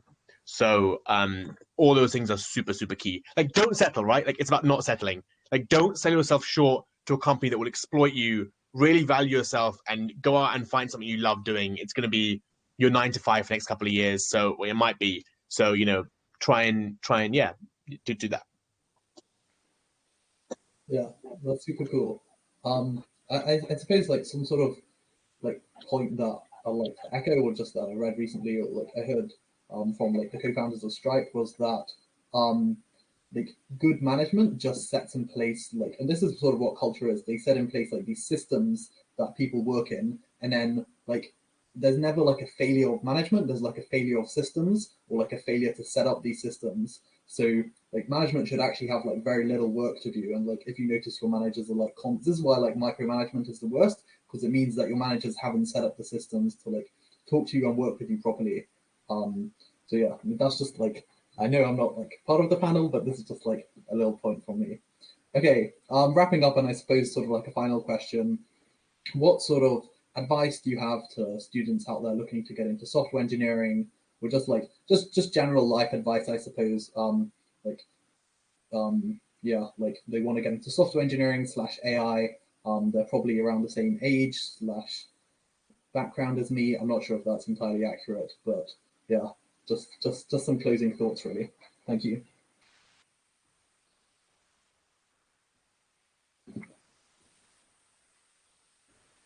Maybe does Amir want to start, or? I was trying to gather my thoughts. If you mind starting on this one, unless you want to, or No, that's okay. So I have a few like initial thoughts, but hopefully I'll get more tangible as I go. I think being curious is such an important thing, and it's something that we have like as children a lot. Like, what's this, mom? Like, just asking so many questions. Like, never stop being curious. Never stop like learning and trying to like find out more. And that's what will really help you as a software engineer. I think it's like about learning new concepts, but even just keeping up with like latest technology that tells you, like what kind of industry do you want to work in? What kind of industries are emerging now that maybe didn't exist a year ago or when you started your degree? I always had this idea that studying computer science or wanting to go into computer science, like where you wanted to be when you started is probably, you know, that industry has probably changed so much by the time you actually get there. So yeah, asking questions, which is like something that any panel or anything you go to, they'll say that, but it honestly is like one of the like keys to life. Just ask those questions, learn from the people around you as well. So it's kind of like a tangent point. It's, you know, you're gonna meet like a lot of really cool people or like really smart people. Ask them questions, you know, like how did you learn this? Or like you meet someone from management, how did you get there? Like how did you get to where you are? And yeah, just trying to find out, like, again, about that roadmap. How do you build it? Like work with other people. I guess a specific point as well about software engineering, like practice those fundamentals, like those basic algorithm questions, data structures, how that works. That is going to be so fundamental in your job and also in terms of interviews, because I guess we talked about that a bit. That is what they're going to really want from you. They don't want you to build like some like mad Dijkstra's algorithm or like reinvent this. They just want to know, like, do you know your fundamentals and how well do you know them? And that's just like keep going over that point, especially if you don't study computer science. I think that's really key. Yeah, I think also just, we've said it a lot, but like that thing on like don't settle. You're like extremely smart people, like you go to Warwick, like of course you are. You know, like the world is like very, very open to you. And I learned this at St. Andrews as well. It's like you have a massive like, well, like you have a lot of opportunities essentially, and I think that you are very well placed to go into any industry, any company that you want. So saying like, oh, maybe I'm not smart enough for this company, wrong. Like if you are, and like you just need to figure out how to get there. You probably already have the skills they're looking for, but you just need to make sure that you're practicing with like friends with interviews, or like you know, writing out sort of like algorithm questions. Like you can get to those places, and so don't sell yourself short. And yeah, if you want to start your own like thing, do it. There's nothing stopping you there as well. So yeah, just trying to like do things, stay resilient, and yeah, keep learning. Yeah, I think from me, the main thing, I think you've always got to back yourself, like, because if you don't, no one else will. And this seems like a vague wishy-washy thing, but let me add some concrete to it. Throughout whatever you do, failure is certainly going to hit you. There's loads of things around the corner. In my second year, I had 0 internships, nothing in jobs. And then, you know, the next year I had several of those internships. What I mean when I say back yourself, I mean, a very specific thing. I mean, use your mind to evaluate how you really feel about the path you're on. Like, often deep down when you feel uncomfortable, you feel scared, is because your feelings are trying to tell you something. You often follow those feelings. And if you think, oh, maybe I'm not doing things in a smart way, or I should be reflecting, or I keep on failing my interviews, you'll feel bad about that. But to back yourself is to take that feeling and transmute and ask yourself why, and come up with a tangible plan, as Zoe mentioned, to change that, right? Like, you backing yourself means feeling bad about something and using that to create an action plan and then iterating on that action plan. That is how you overcome things, right? I know I didn't have a single internship in my second year, although I had a very systematic approach in terms of, you know, trying to get those jobs. I asked the people around me. I, you know, had a big spreadsheet. I kind of, you know, did that reflection thing that I mentioned earlier. I met up with the consultants from the firm I wanted to work at, right? Like I messaged them on LinkedIn. I went out my ways. Ultimately, if you're doing the same thing again and again and you're still failing, that makes a lot of sense. That's, you know, if you repeat the same experiment, most likely get the same results. So it's about taking those feelings. If you do feel inadequate, you feel like a failure, and back your own mind to solve those problems and consistently iterate on that, I think is a thing that, you know, really helped me. Because when I believe in my plan, I ignore the past failures because I believe in the plan in every single moment. And if I don't believe in the plan, I iterate on the plan, and eventually it gets me there. Okay, that's awesome. Thank you both so much for your time. Yeah, I know, like, personally, you've both been like hugely helpful, and I'm sure like your work's also been like super helpful to the people watching the call. If there are any like leftover questions in chat, just because I know both of you quite well, I'll try and, I won't obviously answer any company specific things, but I might just go and get some of my thoughts, slash that I think you might ask, especially if they're more like generic questions. Or I'm always happy to go back and ask you both personally.